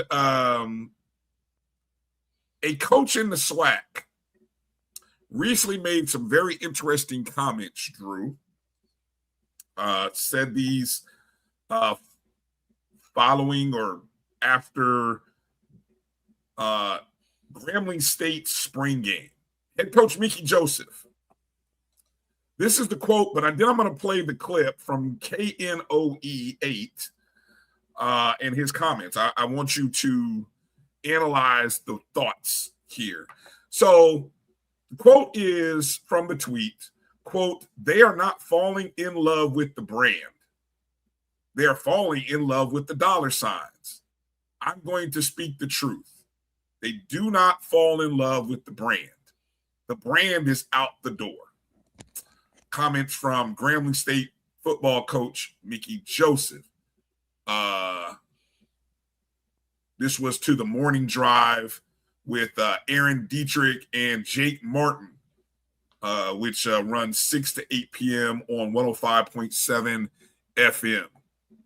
Found that interesting. So here, I'm going to play the clip from the tweet, and I want you to hear it.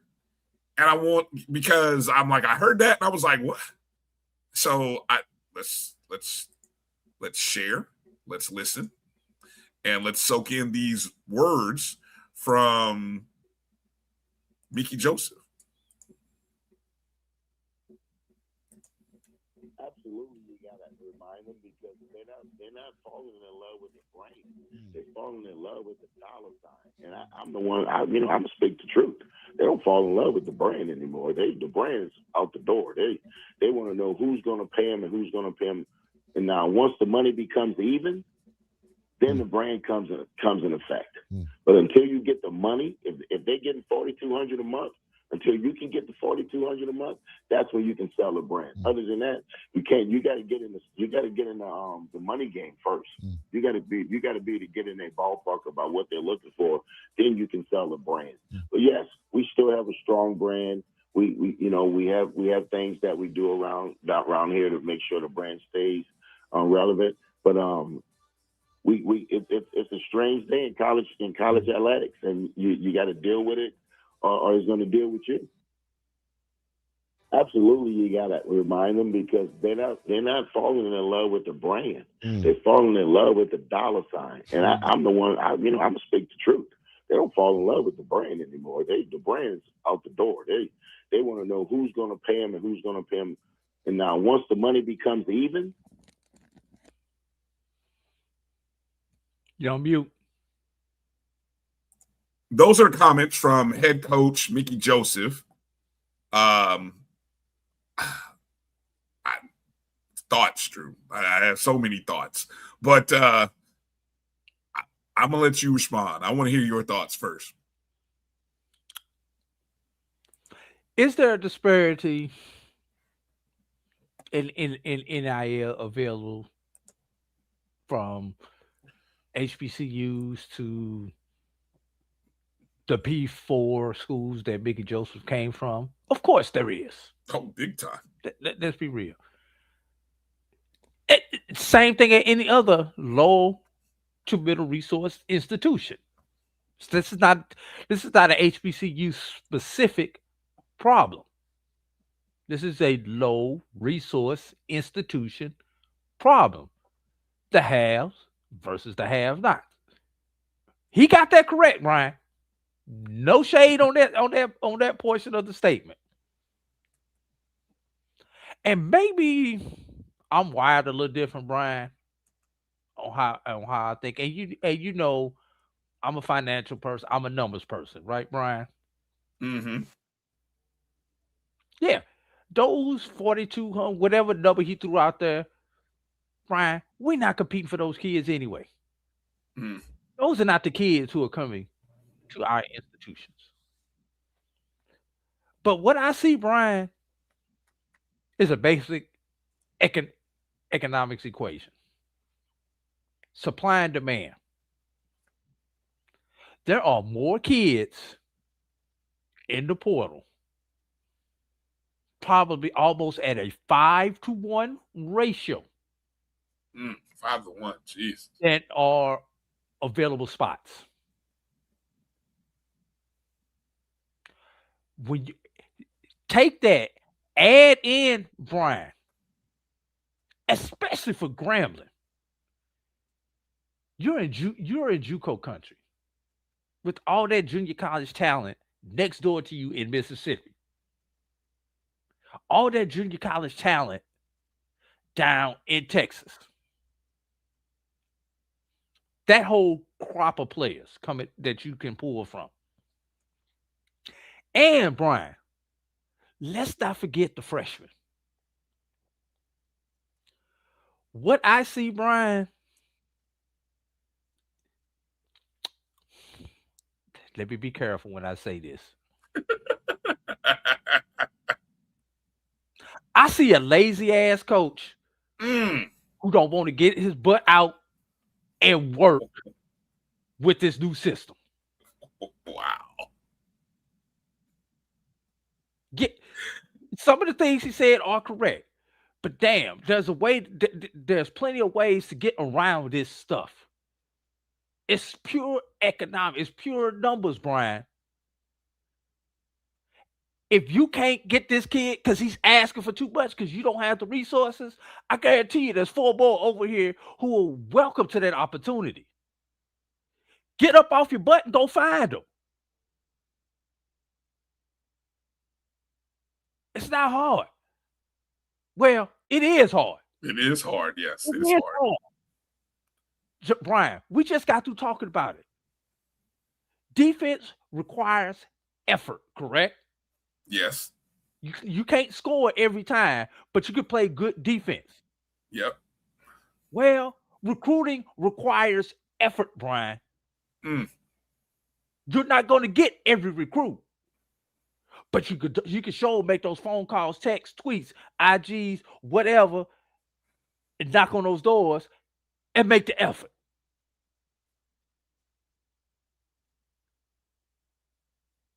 I'm sorry. What was that song you said earlier that every HBCU band plays, Drew? Talking out the side of your neck.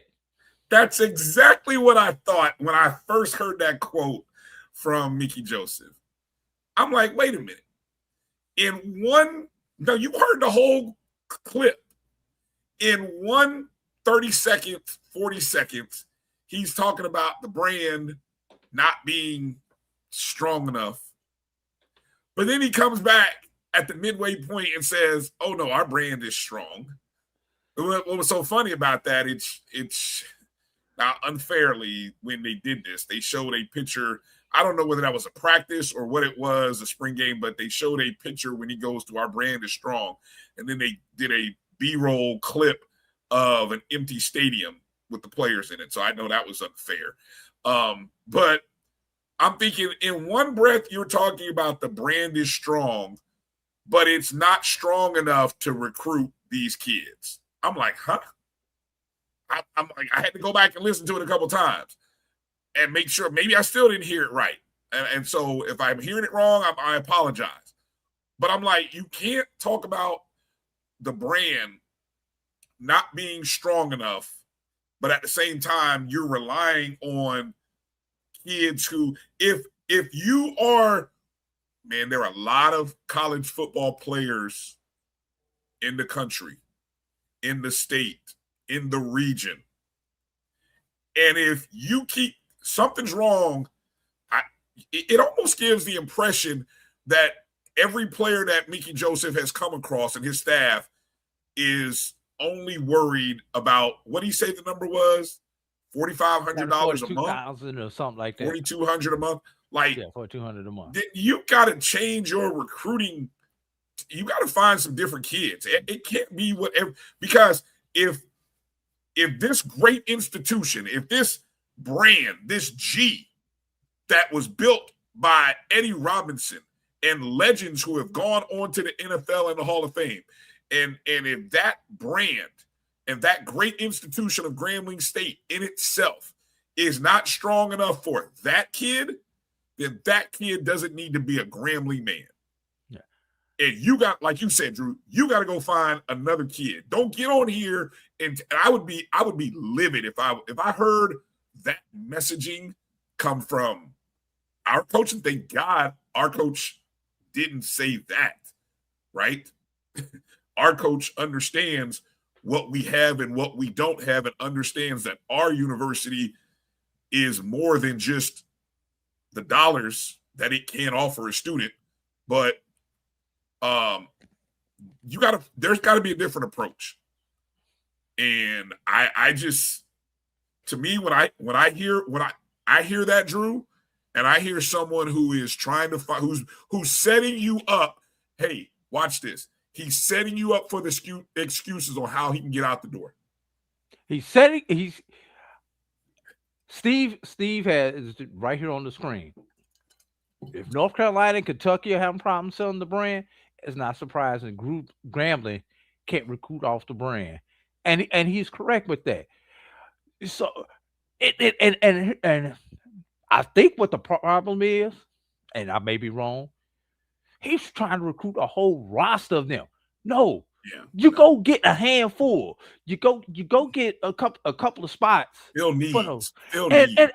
And let's be real. We know that some of these kids are 1-year rentals. Understand that. Administration, understand that. These kids will not graduate from our institution. We have to open up our minds and realize that in today's game with these student athletes. No longer are there the 4 for 40 kids. You know what the 4 for 40 kid, Bryan, is? No. You give your institution 4 years of your life for the next 40 years of your life. Give me 4 years now for the next 40 years to set you up for the next 40 years. We don't have a lot of those out there, but there are still enough of them to fill your roster, Bryan. Believe it or not, Bryan, not every kid wants NIL. You are going after the kid who wants an NIL. Yep. Some of these kids, a lot of these kids know that the only way that they're going to go to college and not put a burden on mama, daddy, grandparents, cousins, whatever, is by playing that sport. Basketball, football, whatever sport it is, that they can get their education either fully paid for or partially paid for. Mm-hmm. And some of them are damn good athletes, Bryan. Yeah. I just think of, you're in this great state of Louisiana, and you have this great event at the end of the season that sells 70,000 seat stadiums out, and the impact of people around the New Orleans community, the state. Look, I haven't gone. I'm not familiar with it, but I hear about it, and there seems to be a lot of great pride that people have in Grambling State University. And so if player development, even if you say player development, that's a horrible, like I said, I just can't buy into that mindset that are those the only guys that we're going after. I mean, where's the high school base, and where is, I don't know, man. I would be so disappointed if I heard our coach say something like that. Yeah. And there may be a sense of frustration that he has right now with maybe his expectations. I think Doc kind of mentioned this, what his expectations, what his actual performance and metrics are. Some of all of that may be at play. Who knows what the pressure is like from the alumni base? Bryan, here's the thing. Last thought. Go ahead. We don't have the money to give to NIL. And when I say we, overall as HBCU institutions. Hell, some do.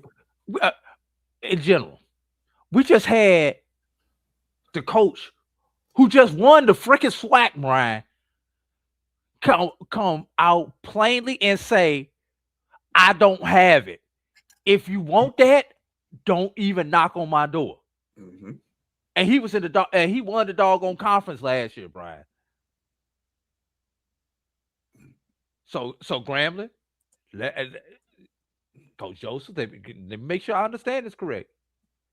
You saying you're not as good of a coach as Tremaine Jackson? You say you're not as good of a recruiter as Tremaine Jackson? Because that's what that says to me. Tremaine point blank put it out there. He put his 5 rules out there, and we said we laughed and we joked about it. If you don't return my tweet text, whatever, within X amount of hours, don't call me. What is your standard, Mickey? What is your standard? Or are you trying to take the easy way out? I'm trying to find the clip or trying to find the information. This has come out over the last 24 hours. Speaking of NIL opportunities, you saw that. Did you see the story? Speaking of Tremaine Jackson over at Prairie View A&M, did you see the story where he received not only a salary but coach's salary pool increase? I believe I read 35% increase. In addition to was some NIL. There's a couple of different sites that are running with the story here that Prairie View now has $200,000 in NIL support for recruiting, giving the Panthers real firepower to compete for talent at the FCS level. Remember, a year ago, as you mentioned, there was no NIL money in the coffers, and now apparently there's $200,000. I'm assuming that's all for football, which, okay, hey, great. You know, hope you got a general. Well, they do have a general manager. Matter of fact, we met him. Prairie View does have a general manager. Yeah. So hopefully they have a system in place. But as we've seen, all NIL money doesn't equate the wins. I mean, look, the two coaches who won the football and basketball championships didn't have any NIL, and they won. Okay. I love that. Thank you, Doc, for checking in. Prairie View has checked in and said, we are in the business. We are now in the athletics business. Well said. But, you know, that's where they are. So it'll be fascinating to watch and see how we equate dollars and cents to wins and losses. Because that's what you folks out there are going to do. You're going to now, because you know what, people did it in basketball with Kentucky, right? The University of Kentucky in basketball had one of the highest NILs. They had like $20-something million. 22. How far did they go in the tournament, Drew? Not far at all. not far enough. Are we there yet, Papa Spurf? Yeah. How much further, Papa Spurf? Not far now. Right. So that's what you folks are going to do here in this era now, where now we're going to compare NIL. But, you know, so congratulations to Coach Jackson and his staff. Beautiful championship rings, by the way. I love them. They look good. I'm a nerd about looking and seeing what championship rings look like. Being as somebody who see mine when I get them right. Somebody get from more, the house. Somebody get Morehouse some championship rings, please, so Drew can get one and I can see what it looks like. But so I'm just fascinated to see how we react, because now we have two different spectrums. Now we have Mickey Joseph, who is saying they have no NIL money. We've got Prairie View A&M, who has NIL money, and then we're going to be chasing and asking coaches during SWAC Media Day, what is your NIL budget? I mean, if that is not a question that every media member who's going to SWAC Media Day finds a way to work in, then I don't know what you're doing. Because I mean, every coach, I feel like every coach should now be forced to ask that question, or just put it in a press release. You can choose not to answer, but I think if 15 people ask you, I want to see how strong your conviction is to kind of say nothing. But anyway, I'm just Brian, you know what it sounds like to me as we get ready, and we'll stay in the SWAC after. Sounds like he's preparing everybody for 4-8 this year. I already told you what he's trying to find a way out the door. You know, the next opportunity I get, you know, because I actually had thought he'd be gone. I was under the impression from some sources that I had that he was going to pop over there to LSU with your boy. That's what I thought was going to happen. So look, it didn't. So I'm just saying, this goes to show that sources aren't always right. Yeah. Let's get into these to the commissioner's interview, Brian. Yeah. Dr. Charles McClellan. He never is shy about dropping news nuggets at oddly, Drew, strange times. He's calculated though. It is a calculate, whatever it is. I mean, but somehow he turned a interview during a golf match into one of the most buzzed and talked about interviews. And I have not seen any live video of this. All I've seen and read is the article. So forgive me if I haven't seen the actual interview itself. Not that I'm saying it didn't happen, but you know what I'm saying? Yeah. Let me ask you this, Brian. Would we be talking about the SWAC golf tournament as much if he didn't drop it? If he didn't drop this nugget during the SWAC golf tournament? Absolutely not. Once again, calculated, Brian. Okay, calculated. Bingo. So Dr. Kabir says it's on SWAC TV, Brian. It's on SWAC TV. Okay, thank you. I'll have to go check it out, and I'll probably have to fast forward though, Doc, to that point because I'm only interested in seeing that interview, not the 2 to 3 hours of golf action in between. I'm sorry, that's just me. But Brian, now you become one of those 55 million minutes watched. Hold on. Somebody said it's day 2. Okay, so now I can see. I love you guys. You guys are exactly. Thank you. Day 2 SWAC golf. Okay. So the conversation I'm reading right here from, and the other thing, so I believe the first outlet to pick up this story was the Pine Bluff commercial. That's another thing that kind of just was like, huh?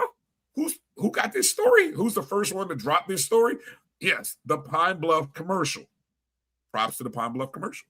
And then, of course, our other entities picked up on it. I even retweeted. Kyle Mosley did a good follow-up. I think I saw Legends first, then Game Day, and then Sports. Yeah, but I think the original sourcing from looks like it was the 16th. The 16th was the Pine Bluff commercial, right? Title, headline, SWAC commissioner, league eliminating non-Division I, II football opponents. That's what the lead was, right? Because that's where it focused. And then we got the other stuff. So let's start there before we get into talking, because there was conversation and mention about loaded.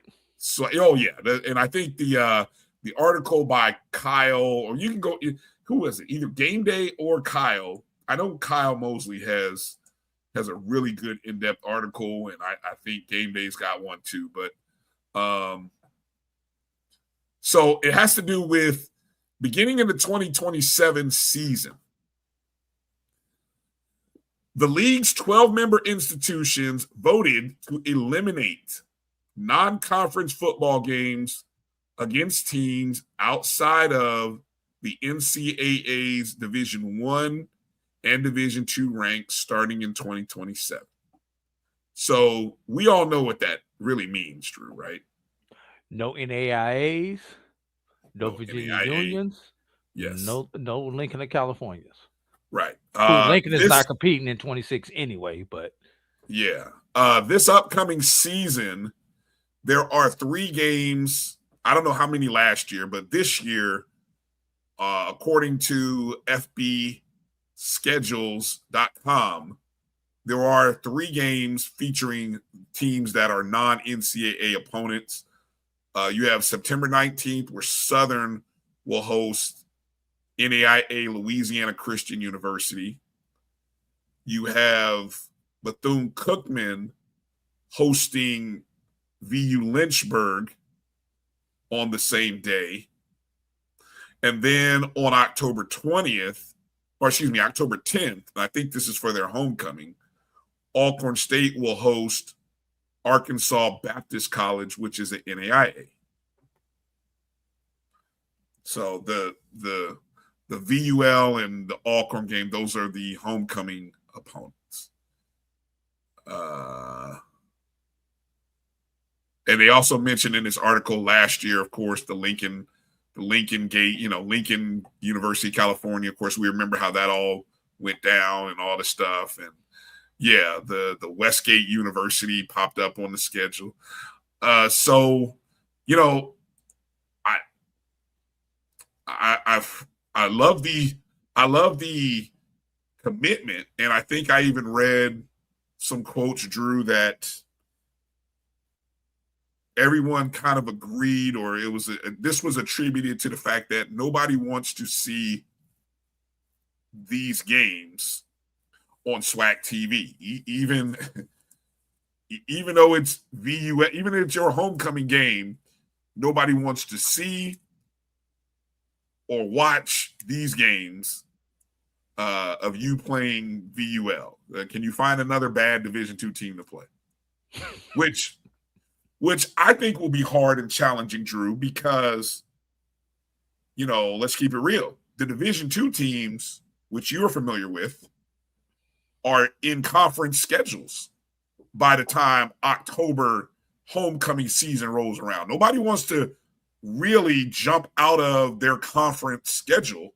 Hell, they may not be able to, first off. Okay. Well, SIAC has one available team every week. And so does CIAA. No, when you say one available team, what do you mean? Because the schedules are odd. Okay. There are 13 teams, so there's one team every week with a bye that's not playing a conference game in the SIAC and in the CIAA. So you technically could roll the dice and try to play that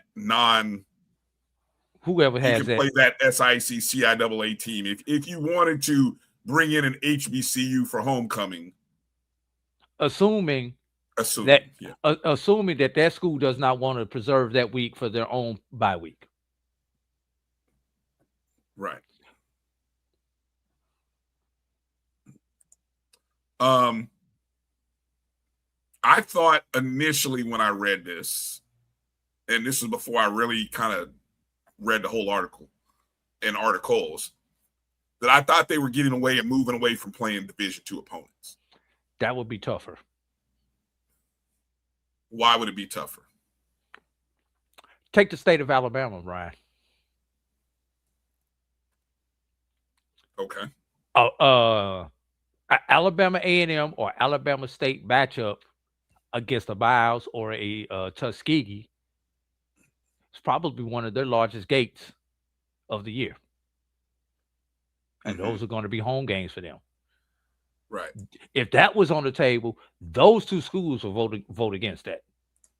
Okay. I got you. Take the FAMU Albany State relationship or FAMU Fort Valley. FAMU Albany State usually brings a good crowd, man. Sitting there 90 minutes apart. Right. So that's a third school. Okay. There are some natural rivals between the Division IIs and the Division I's, especially some natural regional rivals. So that would be a little bit harder to go away from. And one day they may get to that, but this is the first step, Brian.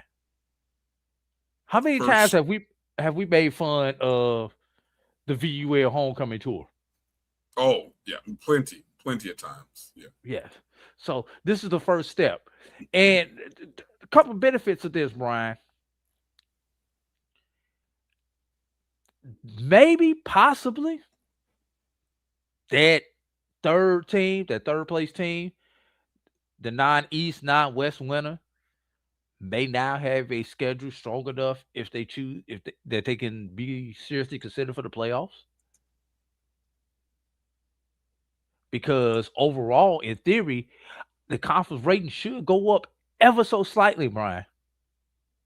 because we're not playing those non-countable games. It still leaves you room for your one check game, your one Division II game, and considering you have 8 conference games, that's almost forces you to find 2 other FCS opponents, which should raise the conference rating. And like we say, Brian, much better product on TV. I'm telling you, I really feel now. I know the 10-year schedule is only about halfway through. I know they're halfway through the 10-year schedule. Well, actually, on exactly the down, halfway. Is it exactly? Yeah, because we've got 5 years. It's 5 years to go. Okay. 26, 27, 28, 29, 30. I really feel like the SWAC is moving. There's 2 things that I think is going to happen in the moving to a 9 game. Yeah. I think in the next 2 to 3 years, and I think here's. Ooh, I don't want to merge this with the other story that I had in mind to talk about, but I really think that with what the numbers that you're doing with SWAC TV, okay, I think moving to a 9-game schedule helps in so many ways to draw eyes, especially if you cannot create and there's not enough teams to do it. I've been talking about having a MEAC SWAC weekend for plenty of years now. Brian, it could be done over 2 weekends. Yes, it could. You're right. It could be. Yeah. But throughout the season, it could be done. Well, but let me ask this. Would you run, since you propose that, would you run your 6 MEAC schools versus the East one weekend and then the 6 MEAC schools versus the West the next weekend? Maybe not consecutive, but in theory, it could happen one weekend early September, one weekend late September. I'm just throwing it out there. I like that. And you know why I like that? Because again, the MEAC has twice as many non-conference games to play with. Well, hold up, Brian. You gotta take one game off because we know we've already got one game built in with the Cricket MEAC SWAC Challenge kickoff. So that only leaves you. You got to take that game off on one of those weekends. I want to talk about that in a second. But okay, we'll come back to it. We'll come back to that. But here's what I think. Right now, you have the NCAA and folks. There's this push to move to the 12-game schedule on a permanent basis, which leaves you 4 non-conference games. You've now eliminated the cupcake schools. Some schools never had to deal with those, but other schools will either play an 11-game schedule or you're going to lose out on a game. But if you really want to give every school an opportunity to benefit the most from SWAC TV, 9 games makes sense.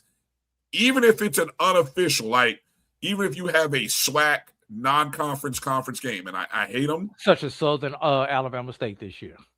We're going to talk about that. Southern Jackson State when they roll off of each other's schedule. Correct. Give me one of those because it's a SWAC game, and who knows? It could end up being maybe a potential game that you may see a replay of the SWAC championship game. You know what I'm saying? You could see it again. But worst case, it also gives you metrics. It gives you things that fans are going to want to compare. Like, oh, remember when so-and-so played them at the beginning of the season? And no, it didn't count against the conference, but how did they look when they played that game, right? I just, and I always hear, one thing I always listening to Carlos and the guys on Saturday, Carlos and the panel, Shout out to Carlos.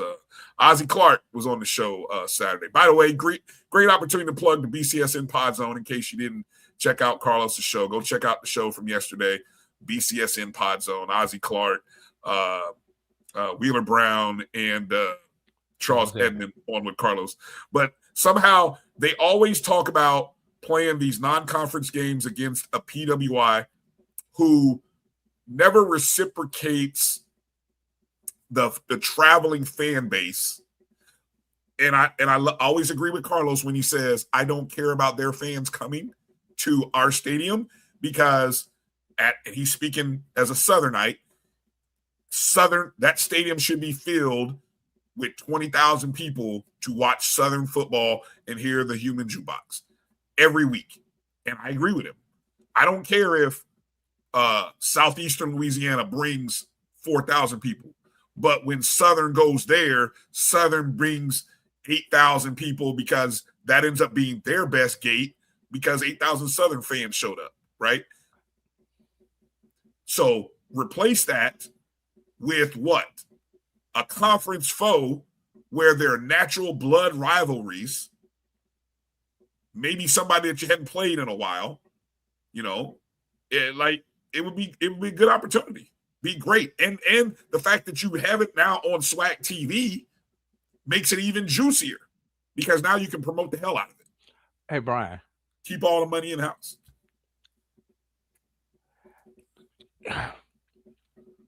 I think our thinking overall may be a little bit antiquated, Brian. Yes. 10 years ago, what you're talking about, them bringing butts in the seat, was important. And it still is to a certain level, especially for the optics, for the making sure that your hotel partners in your particular town get some heads in beds. But Brian, in today's digital age, isn't it more important that I get that game at home where I control the media rights? Yeah.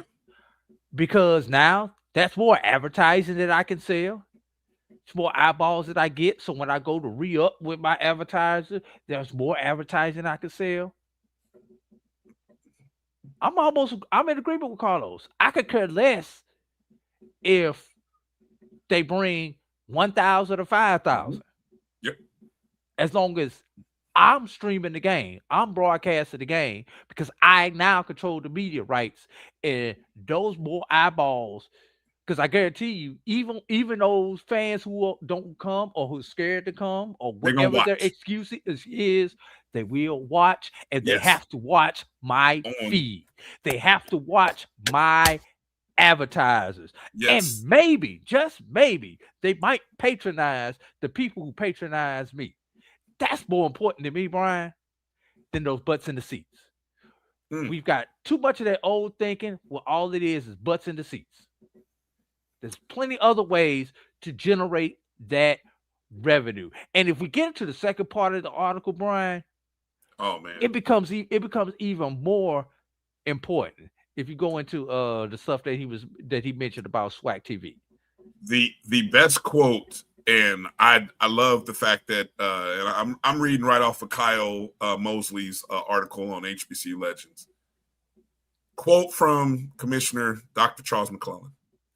Everything that was a weakness for the Southwestern Athletic Conference in the old structure as it relates to football has turned into a strength.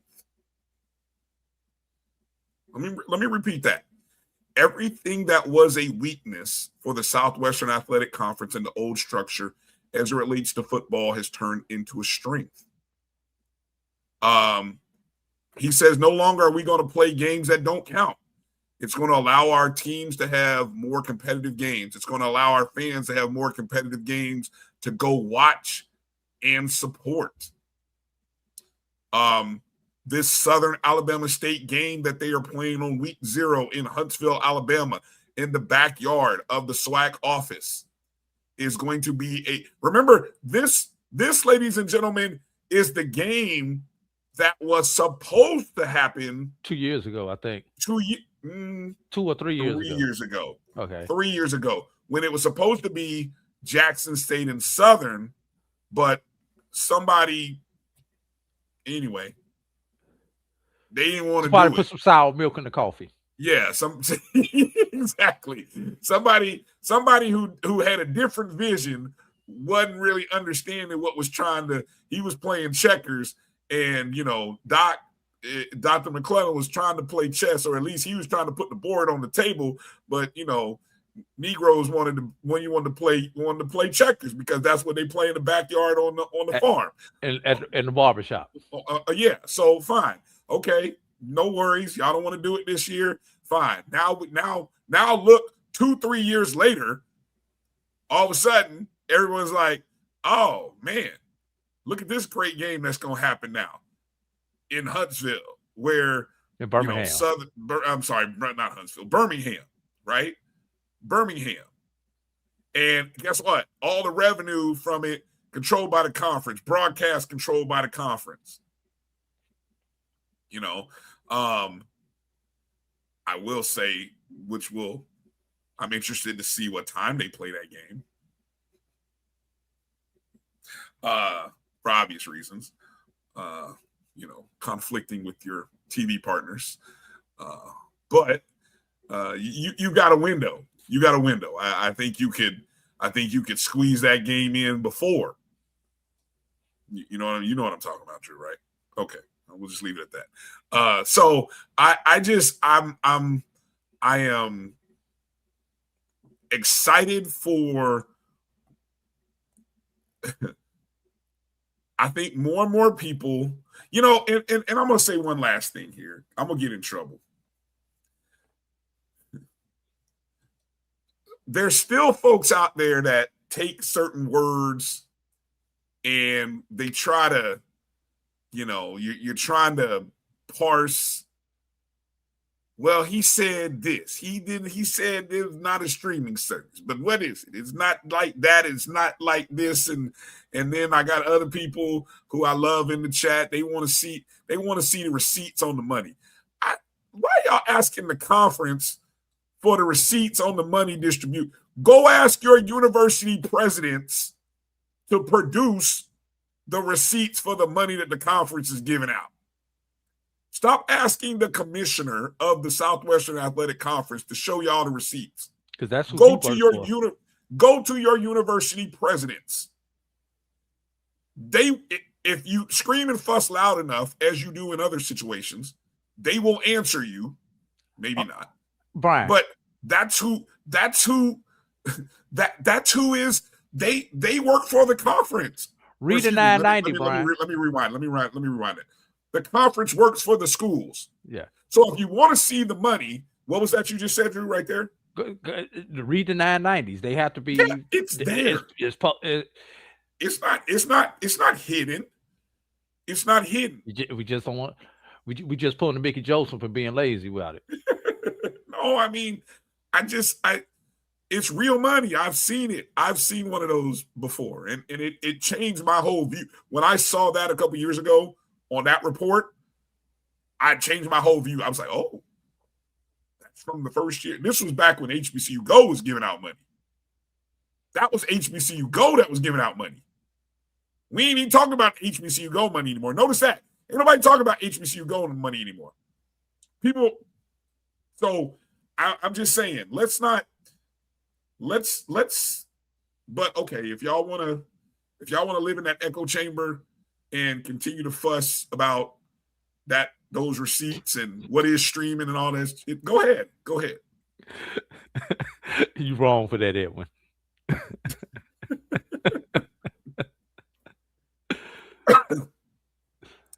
What else? But I really need you to get deep into that. Keep on with the streaming service because with the network, because I don't think people understand.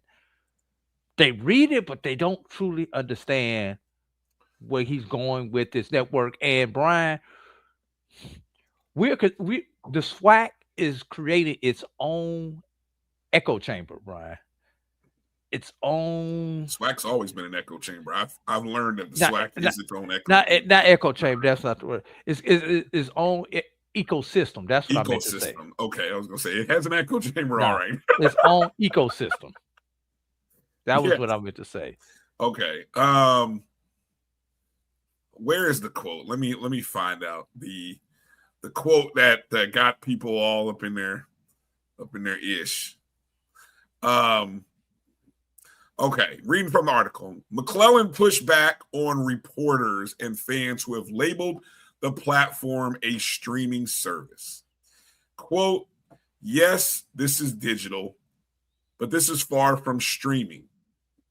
This is a legitimate television network. The same as ESPN Plus, same as Paramount Plus, he said, adding that a fast channel launch on Roku or Pluto TV sits inside the conference's 3-year plan with a full cable network as the long-term target. And here's how I'm going to explain this, because I was blind to this for a while as well, but I was blind to it from not understanding the vision of our friend Roy Evans of the Black College Sports Network, who has been working tirelessly to build a network, and not just, and when you have a network, understand the difference. A network means that 24 hours a day, your channel is running something, right? Now, in order for that to happen, you have to have a ton of inventory to be able to run. Content. First off, you have to have content to be able to run. Otherwise, there's going to be a certain point in time when, remember back in the day when we grew up, and the national anthem, the radio, the TV, the national anthem, and the color bars, followed by the color bars. And when you woke up at 4 a.m, it looked like Poltergeist was on your TV, and you're like, "Was the snow on the TV? Oh, let me get up and cut that off." Either the snow or the color bars. One of the two came on your TV if you woke up in the middle of the night, because the last show you watched, and after the show came the national anthem, right? And thanks CNN for that. Thank you. And then networks started realizing, oh, well, I could just rerun something that I ran from earlier in the day as content. And somebody somewhere in the country might wake up and watch it. Don't care where and when, right? But, okay. So when I think of, again, here we go, getting into semantics and about words, right? The whole idea is we're building towards a network where whether this is, and I think in the mentions, Drew, it talked about the SEC network. Like if anybody has the SEC network or watches it, there are shows and there's programming that's running all the time. Old games, old shows, old games, old news reports. Maybe they'll break in, here's something live, maybe all kinds of stuff is 24 hours a day. Never goes off the air. Okay. The SWAC is going to be like that. Now, there's one or two avenues that this thing could go, where you have one channel that is constantly running. That's where I think when he talks about the Roku and the Pluto TV, where, hey, we've got programs scheduled 24 hours a day, 7 days a week, 365, right?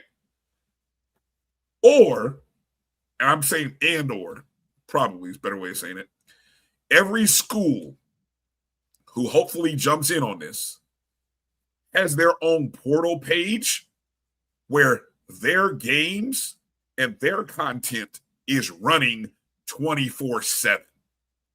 Think about that for a second.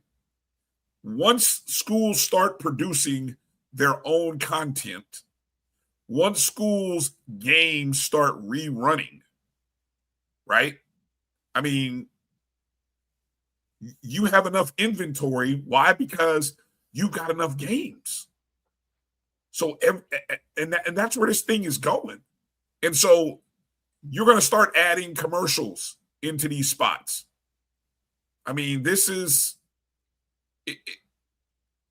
I just, it's crazy to think what is on the verge of happening for the SWAC. Let's take this a step further, Brian. In addition to the the channel that you're talking about with the 24 hours of content. But he also mentioned that how many of us watch Tubi?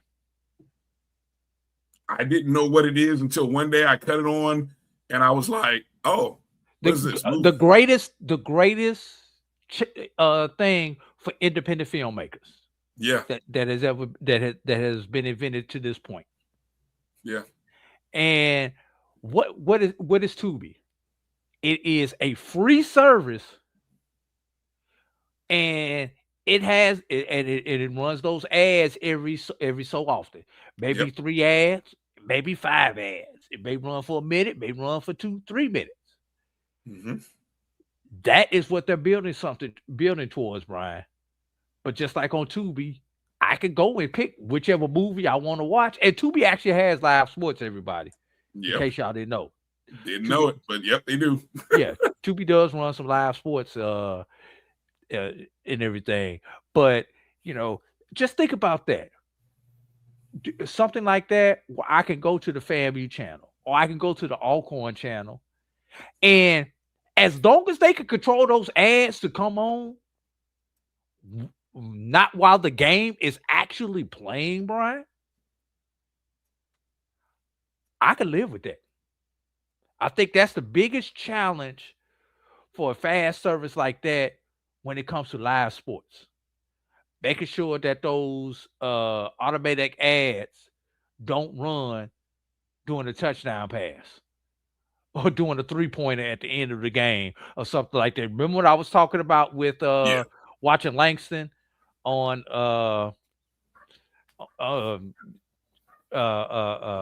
Urban Edge? Yeah. And it was just those pop-ups popping up at the wrong time. That long as that can be controlled, it's great. Well, what the technology will eventually come into, Drew, and you see this in some sports, like you see it in the Masters golf, you see it in hockey, NBA use it, but the picture-in-picture that all of a sudden it almost like reduces the screen where, like, here, like for example, it'll run like all of a sudden you be in the middle of the show and then all of a sudden, oh, here's a commercial that comes on, or or something like that, and then it'll go away. Right. The problem I have with it is that it mutes because of the ad. That's why I have a problem with it. Yeah. That's the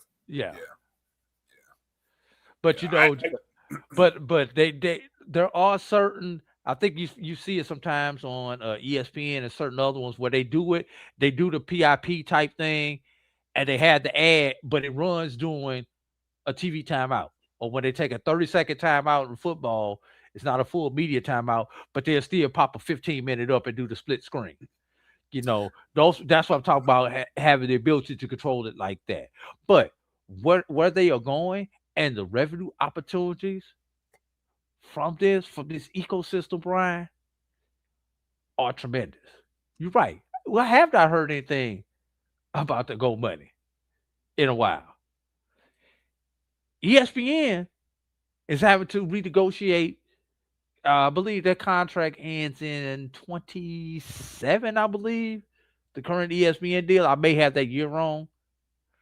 But the fact that SWAC is able to pull those numbers, if they re-up with ESPN, and I say if, because they may be in enough control of their own thing, but they don't need that they re-up with ESPN. But if they re-up with ESPN, they have just pushed the ante up for the ESPN money.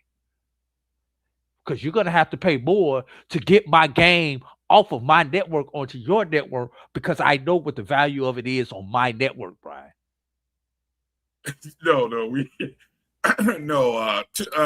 Drew was using the example of Tubi. Jared said we should not be on Tubi. No, he was just using Tubi as an example, not necessarily saying to go on Tubi. No. I do want to go back to Troy, Fat Mound Sports. Shout out Troy. Schools can, I can tell you how schools can sell their own ads. During the broadcast of a game,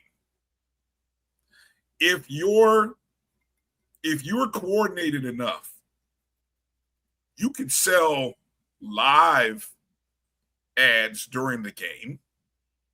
You can run, Drew, you speaking as somebody. Can I break it down? Because somebody who's done this. Yeah, I was going to say you actually do have control of this from the SIC network point, but go ahead and explain it. All right, we'll take men's basketball. Men's basketball, there are 9 media timeouts in a men's basketball game. If those are unfamiliar, you have 1 media timeout, first dead ball under every 4 in the first half. So that's 4. There are 9 media timeouts. There's 4 right there. There are 4 in the second half, first dead under 4, and 1 the first call timeout of the second half. So just taking your media timeouts, there are 9 media timeouts in a men's basketball game. There are 7 media timeouts in a women's basketball game. Those timeouts, at least in our instance, are 75 seconds. So what does that tell me, Brian? I can sell 2 30-second ads in a basketball game. That is 18 ads that I can guarantee that I can sell. I'm gonna have opportunities to air more, but there are 18 guaranteed slots in a men's basketball game that I can sell. 30-second ads each. 2 30-second ads per timeout. So the conference will tell me I have to run these slots. I have to run these ads so many times per game. In our conference, I have to run our conference ad at least 1 time each half. So that's 2 gone. Let's assume they have a national partner that they say we have to run. That's 4 of those 18 slots gone, right? I'm going to at least run my own institution's ad at least once per half. So now we're up to 6. How many does that leave me, Brian? I started with 18. I just got 6 of them mandated. No revenue off of 6 of them. 12. There's 12 ads that I can sell. Now I go and I value those ads based on my viewership that I have. Boom. That's how you sell your ads. And every school has the ability to do that. Now, do they have the people? This part and right the wherewithal and the knowledge to do that? Totally different conversation. Totally different conversation. Totally different conversation. And like I said, that's just an example. Yes. And then obviously you can sell those on a per game basis or on a season long package based upon the number. Got to get more home games, Brian. Because the more home games I have, the more ads, the more ad inventory that I can sell. Yep. Definitely. And I have these conversations every day with people on our network. Yep. It really is like one of the things that the SWAC is going to have to do, I want to say have to do, but they are probably going to do this, is as you go into this off season, is a lot of training. I'm gonna even say that Drew maybe can't speak to this, or I'm guessing, but I would imagine that the SIC is going to do this as well because they have a new network. There's going to be a lot of training going on as to what you can do with this vehicle. It's like, hey, I'm giving you this opportunity to generate revenue for yourself. Now, every institution has to go about the process of finding out how are we going to do that. And that's why Drew said whole different conversation. But what the SWAC is going to do is they're going to get everybody up to speed with a standard scorebuds.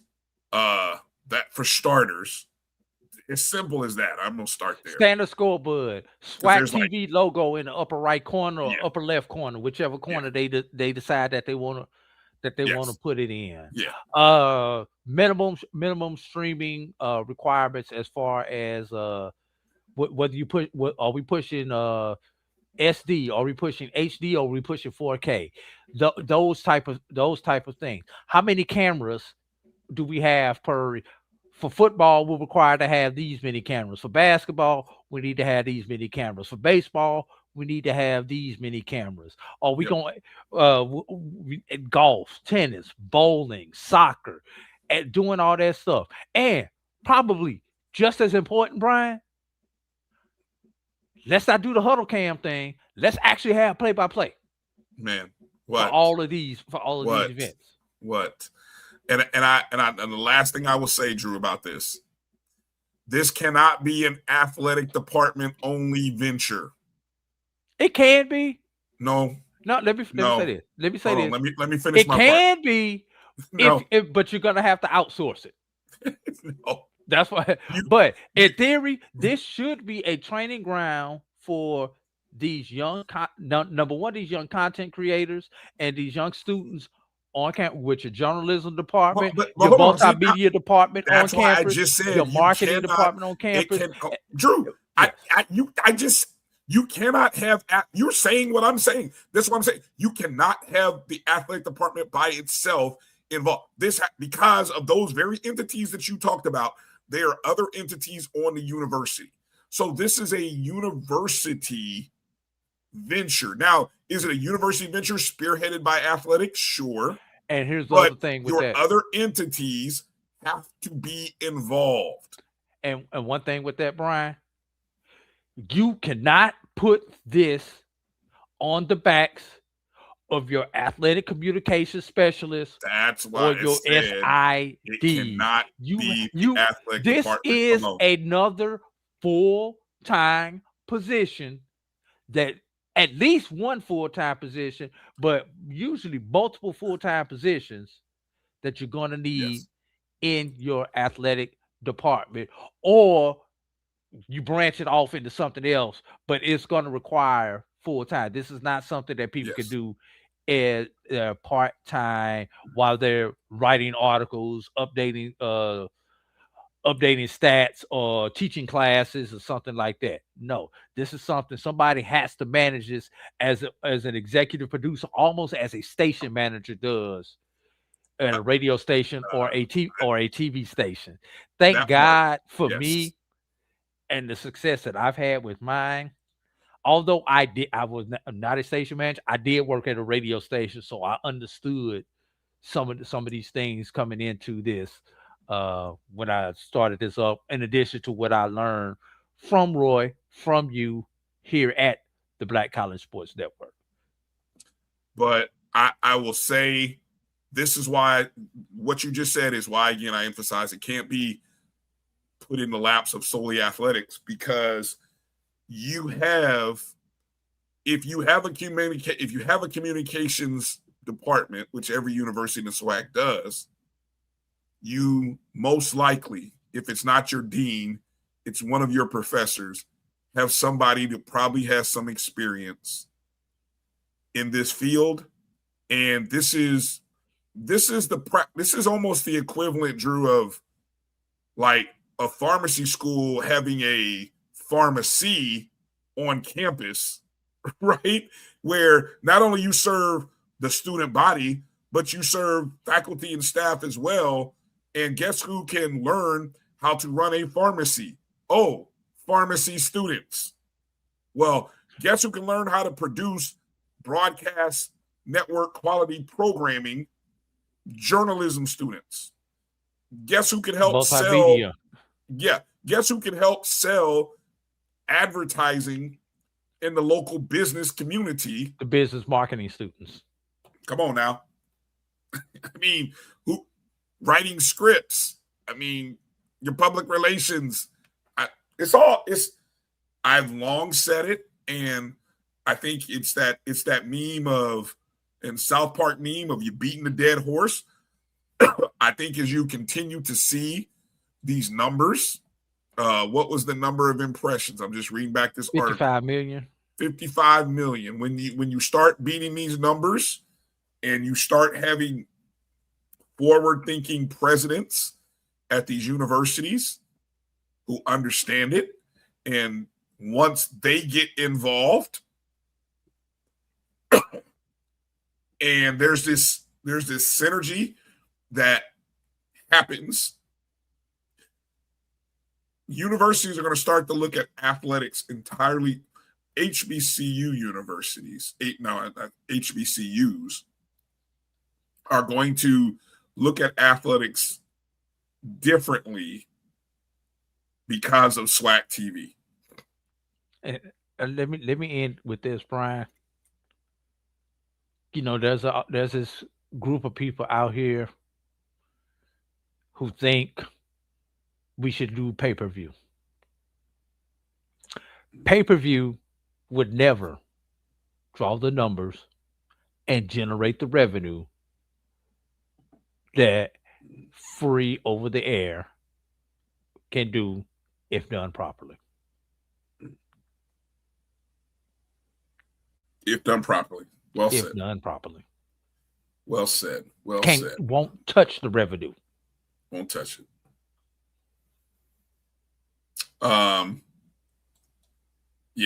Yeah. I mean, and you want to be able to create. Give them a small stipend. They deserve a small, because it's not easy work. Assuming that they're not taking the class at that point in time. Because if you're taking a class on that's part of the film class. Production, that's your grade. That's your grade. Exactly. Now, once you pass that class, they do. We got jobs for you. We got jobs. We got jobs because we need people.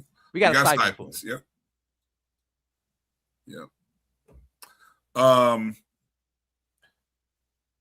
It's a fascinating article, fascinating things happening in the SWAC. I do want to bring up one other topic to close us out tonight, Drew.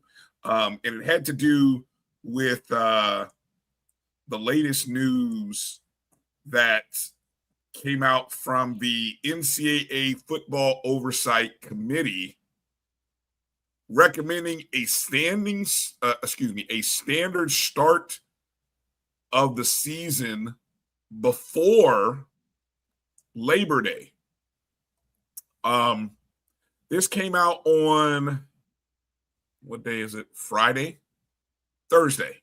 Reading an article on ESPN. Under this proposal, the regular season would begin on the Thursday of what is now called Week 0 and still end on the Saturday after Thanksgiving. Schools would have 14 weeks to schedule 12 games. The model would give teams 2 open dates and allow for, quote, flexibility for potential changes to the postseason.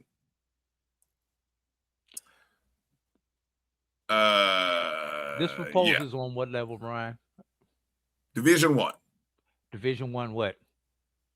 Is this FBS and FCS, or is this just an FBS proposal?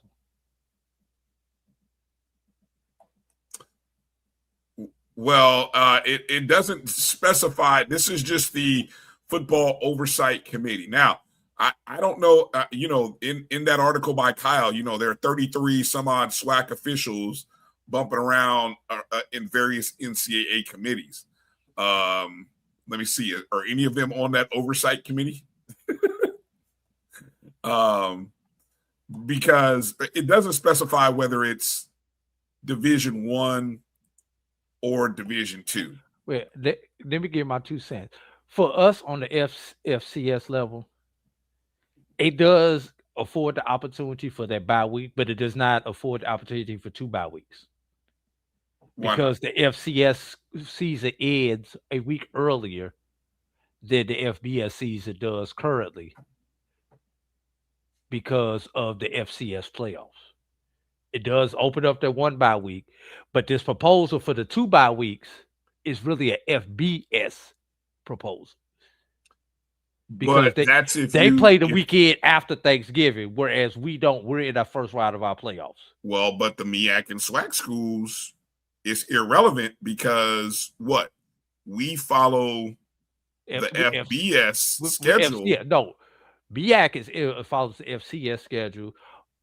Everybody in the SWAC follows the FCS schedule except for Alabama State, Southern, and Grambling. Okay, so it brings up an interesting question that's going to have to be resolved. And let me finish. My point being, there's still only 1 bye week on the FCS level under this proposal, not 2. That was my point with that. On the FCS level. FCS level. Yes. There's still only one bye week. That's a good. I'm gonna have to do some research and find out. That's good because, if they did make this in a way that it incorporates the FCS, that would mean the FCS playoffs would probably be pushed back. I don't see that happening.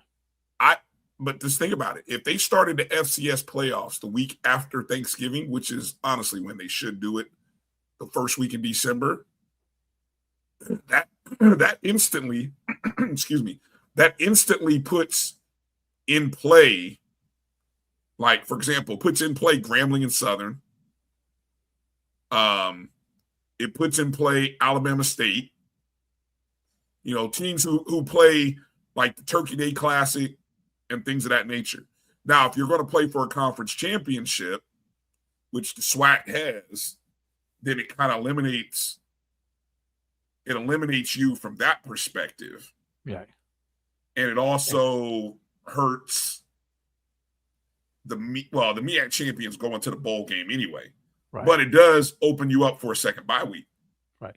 Yeah. And what Doc is saying, I think this is ultimately where they're going, so that the conference championship games are the week after. And when I'm saying conference championship games, this is on the FBS level, or play the week after Thanksgiving, which would then allow playoffs to start the first week in December when they expand.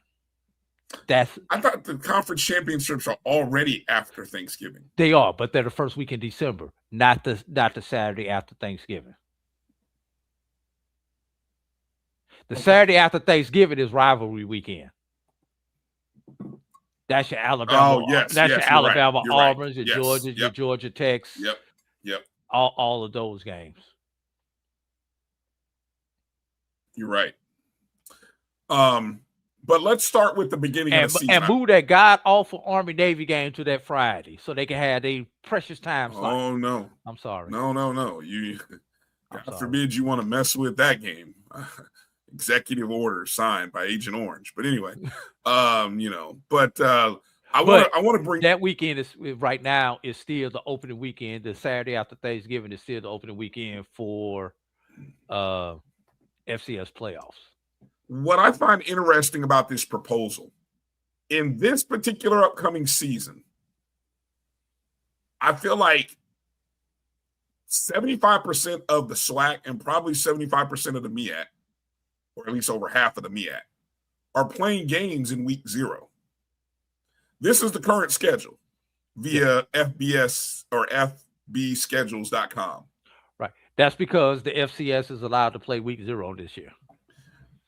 No, the FCS has always been allowed to play week 0, Drew. No, they haven't. Drew, we played week 0 last year.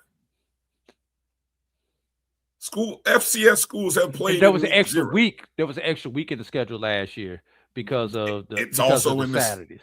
It's also this year. But if you remember, the Cricket BX SWAC Challenge kickoff was still the week before that.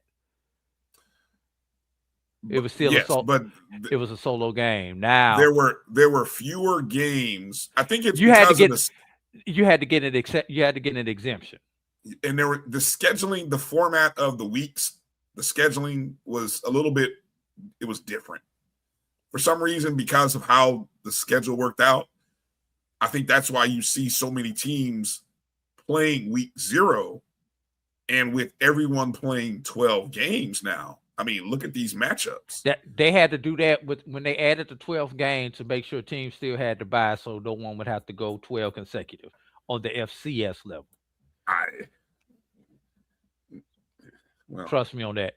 I'm just saying. I know this year more teams are playing week 0 than, and if you go look and say how many bye weeks teams have, they only have one.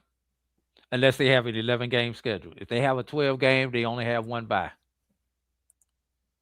Now, we're not counting your Alabama States and your Gramblings because they play it, that they go into that extra week already. Well, then what are we doing then? We're not. Well, they are, their schedule format has always taken them at that extra week where they've always had their second bye, or during a regular when we used to have 11, they would have a bye because they played a week after everybody else: Alabama State, Grambling, and Southern.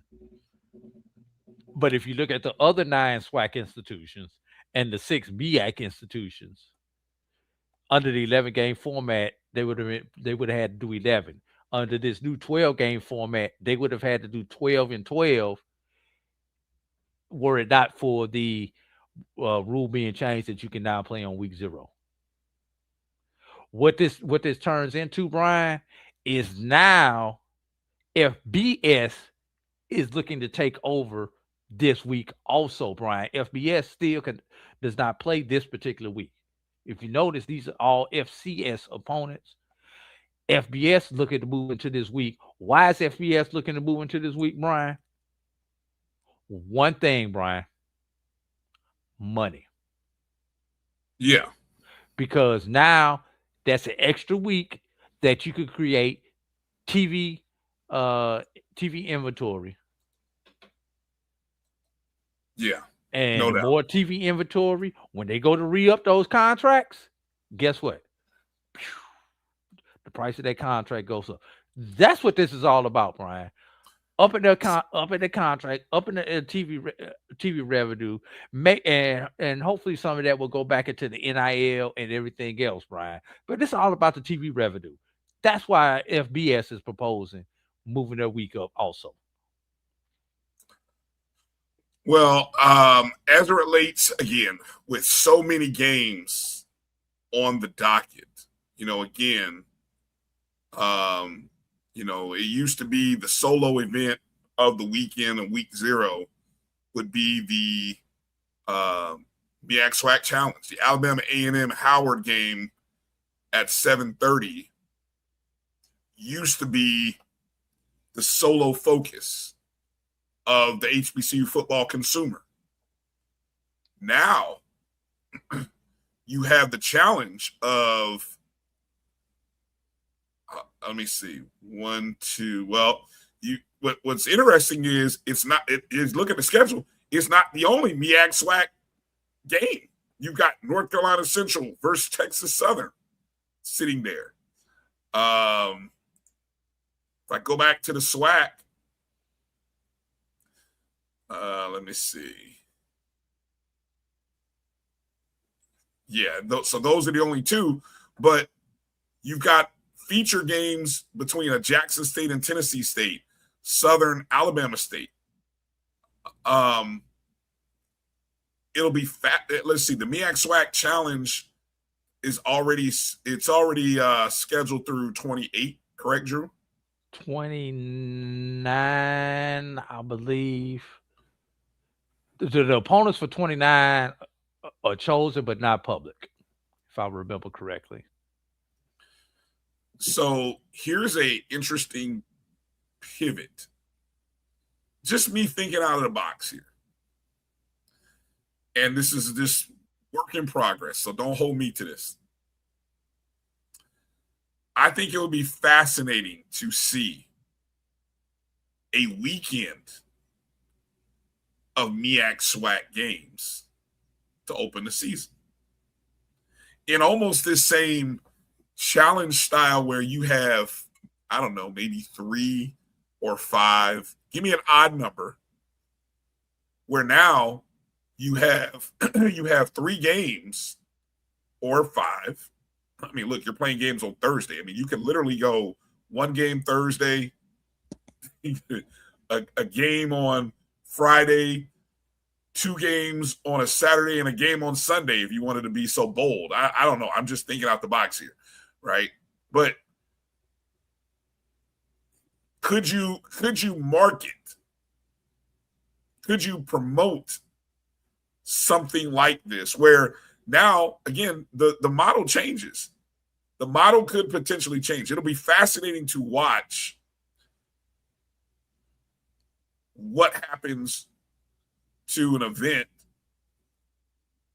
that has been the sole game to open the kickoff season, where now you've got clear competition with some pretty interesting matchups in week 1. I'm fascinated by where college football is going. And at the same time, I think this is a challenging question for our conferences. Drew, there's this thing that the 4 commissioners, they kind of meet once a month, right?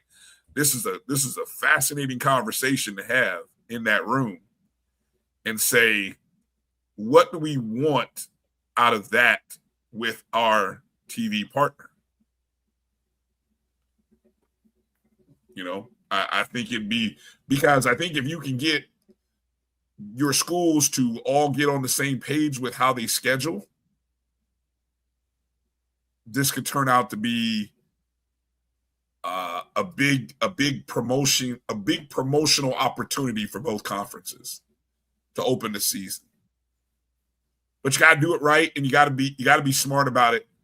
And so I don't know. I just want to throw that out there. I don't expect you to comment on it. I know you can't, but I just want to throw it out there, and it'll be interesting to see how the governance works. I didn't know about I appreciate you adding in the context about the that it was FBS to that proposal, and some good comments in the chat. Appreciate Doc for jumping in, adding some context to some of the governance and scheduling stuff that's out there.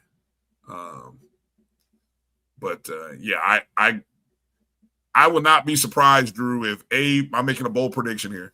I will not be surprised to see that the FCS schedule rather, becomes more in sync with the FBS, and that they move those playoffs back. And I say that because they're trying to extend things into January. And so in order to be able to do that, push the playoffs back.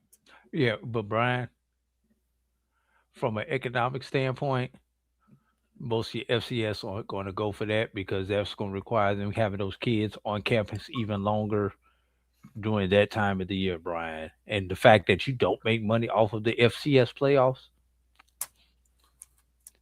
I don't see that being pushed back. You only got 2 teams that you have to worry about dealing with, where instead of 4 to 8 teams, if you push that playoff back. I don't see that happening. So are schools not pushing back, or are they just leaving the FCS, Drew? Because that's the other happened. part. They're leaving. They're just like, why stay in this broken system when we're losing money? I mean, there was one other thing I noticed. When North Dakota State leave, didn't they leave already? Or that's what I'm saying. When they leave, that's telling you something.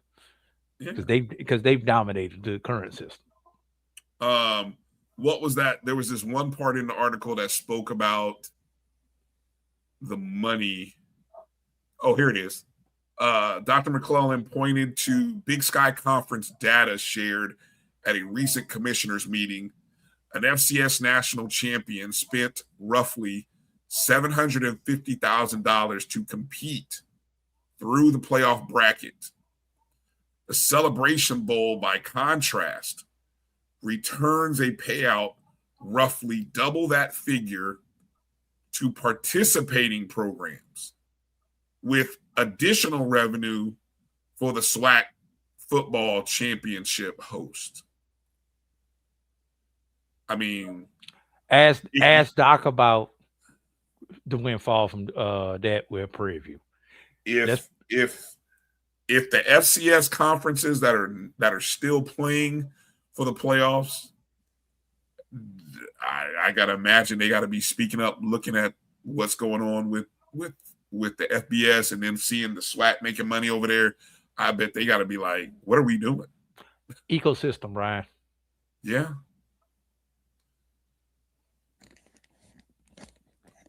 Yeah.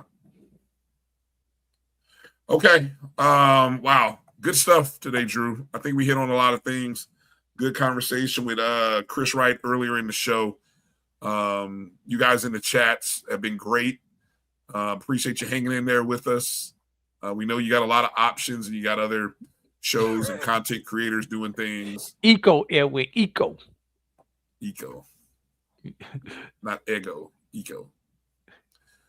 We had the first road team win a game in the opening weekend of the series. Did you see this, Drew? No, if it happened today, no. Yeah, the Magic ended up beating the number 1 seed Detroit Pistons in game 1. That's the first road team to win a game 1. So, but anyway, should be a full week of NBA action. No rankings this week. Well, maybe we'll put them out. If Drew did the computer finish them? Maybe if I turned it on. All right. Well, if the computer gets turned on and cranks out the rankings updated, we'll be able to we'll get a chance to post those on our social media handles. Make sure you're following us on all the social media handles, especially Instagram. Edwin, it was 3 hours and 20 minutes of good content, especially considering we didn't give you anything last week. We had to catch up, Edwin. We had to catch up. Appreciate you sticking in there with us, Emmett. That's Emmett. I said Emmett. Edwin. That's Emmett. Emmett, yeah. You guys make sure to hit the thumbs up and the like button wherever you are. Check out the BCSN Pod Zone on all the podcast platforms. That's BCSN Pod Zone, iHeartRadio, Apple, Amazon Music, Spotify, all those good places. You can always make a donation to the show. You see the Cash App at the bottom of the screen. You can always leave a super chat if you're watching on YouTube on the JBN online channel. Join the channel as well. We appreciate Chris Wright, the Alabama State men's basketball coach, for coming in and joining us. And you guys let him know you appreciate the conversation. And, it should be a great upcoming week. Make sure to check out Drew. I'm sure he'll be on 1, if not 2 days with Dr. Cavill in the Sports Lab. Only 1 this week. Maybe not even that one. This might be my week off. Crazy schedule next couple of weeks. We are in it's championship season for spring sports in the SIAC. So I may be out for a couple of weeks. Okay. What's the first one? Softball's up first? Actually, golf starts tomorrow. Okay. Golf, then softball. No, we don't have softball. Oh. Well, hold up, Brian. You should know championship season just started. You just did volleyball. I just did men's volleyball. Yeah. Shout out to Fort Valley State. Fort Valley State 3-0 over Central State. I think I know that's a second. Is that their third consecutive? I know they won last year. I don't know. I saw guys flashing rings though, like they brought rings with them. So yeah, I know they're the defending champion. I'm gonna tell you what, they had some dudes that they get up. They're high flyers. So it's pretty impressive. Ball. Yeah, it's pretty impressive. I was not a consumer much of men's volleyball, but after watching from court view, my goodness. Yeah, Fort Valley can do it there. Yeah. But in the SIAC, you've got I believe tennis and volleyball were last week. You've got golf Monday, Tuesday, and track is Tuesday, Wednesday, Thursday this week. Final weekend of conference baseball this weekend. Softball opens up Monday next week, which will go Monday, Tuesday, Wednesday. And then baseball will go Thursday, Friday, Saturday, Sunday. And I believe that will conclude all of the SIAC championships for the season. Series of the year coming up in Tallahassee. Tallahassee's a hotbed this weekend. Softball series between Florida A&M and Jackson State. And then a battle for first place.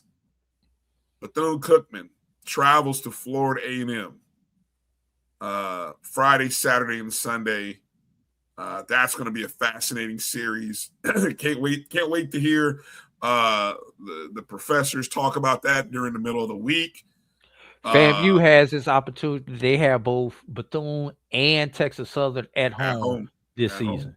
Texas Southern to end the season. So it's FAMU has the opportunity to handle their business in the comforts of the highest of 7 Hills. They do. My midweek report on what Bethune-Cookman baseball is going to do. This Tuesday, can they go for 3 in a row? This time they host actually at the beautiful ballpark there in Daytona Beach, remodeled. I think it's Jackie Robinson Stadium. Jackie Robinson Stadium. They host UCF, which is huge. They're actually hosting UCF of the Big 12. I'm calling it. I'm taking Bethune-Cookman on the run line. I'm calling it. I think they take the win at home midweek, and then it just sets them up to lose 2 or 3 against Florida A&M in Tallahassee. I know Coach Hernandez is watching. So, Coach, I'm rooting for you against UCF. Get that win. I know one thing, Brian, that opening game Friday night between the 2 aces of this staff. Yes. Man, that's a 4:00 afternoon first pitch on Friday. You got to be kidding me. Who's making this schedule up? SWAC TV. Texas Southern travels to Prairie View. So, again, Texas, if I look at the standings in the SWAC, Texas Southern lost a couple over the weekend. Okay, so it is a pure battle for first place between Bethune and Florida A&M. Oh, my God. I got to get to Tallahassee this weekend. So, you know where I'm going to be. I'm going to be in Tallahassee this weekend. Got to root on the softball girls as they try to win the East for the 3rd year in a row. And then, that series is going to be hot. Bethune, FAMU, both teams tied first place, 15-3 right now. That's going to be a hot one. Drew. Will the game be on SWAC TV, Brian? Oh, yes. The streaming works at Florida A&M at Moore Kittles Field, so it will be on SWAC TV. No play-by-play, people. I don't know, maybe if FAMU calls me, I'm available. Y'all call me. It ain't like they ain't got your number. Just go check with them in football. I'm available. Just holler at me. Give me a hotel room and I'll be there. I'll get my own way up there. Just give me a hotel room.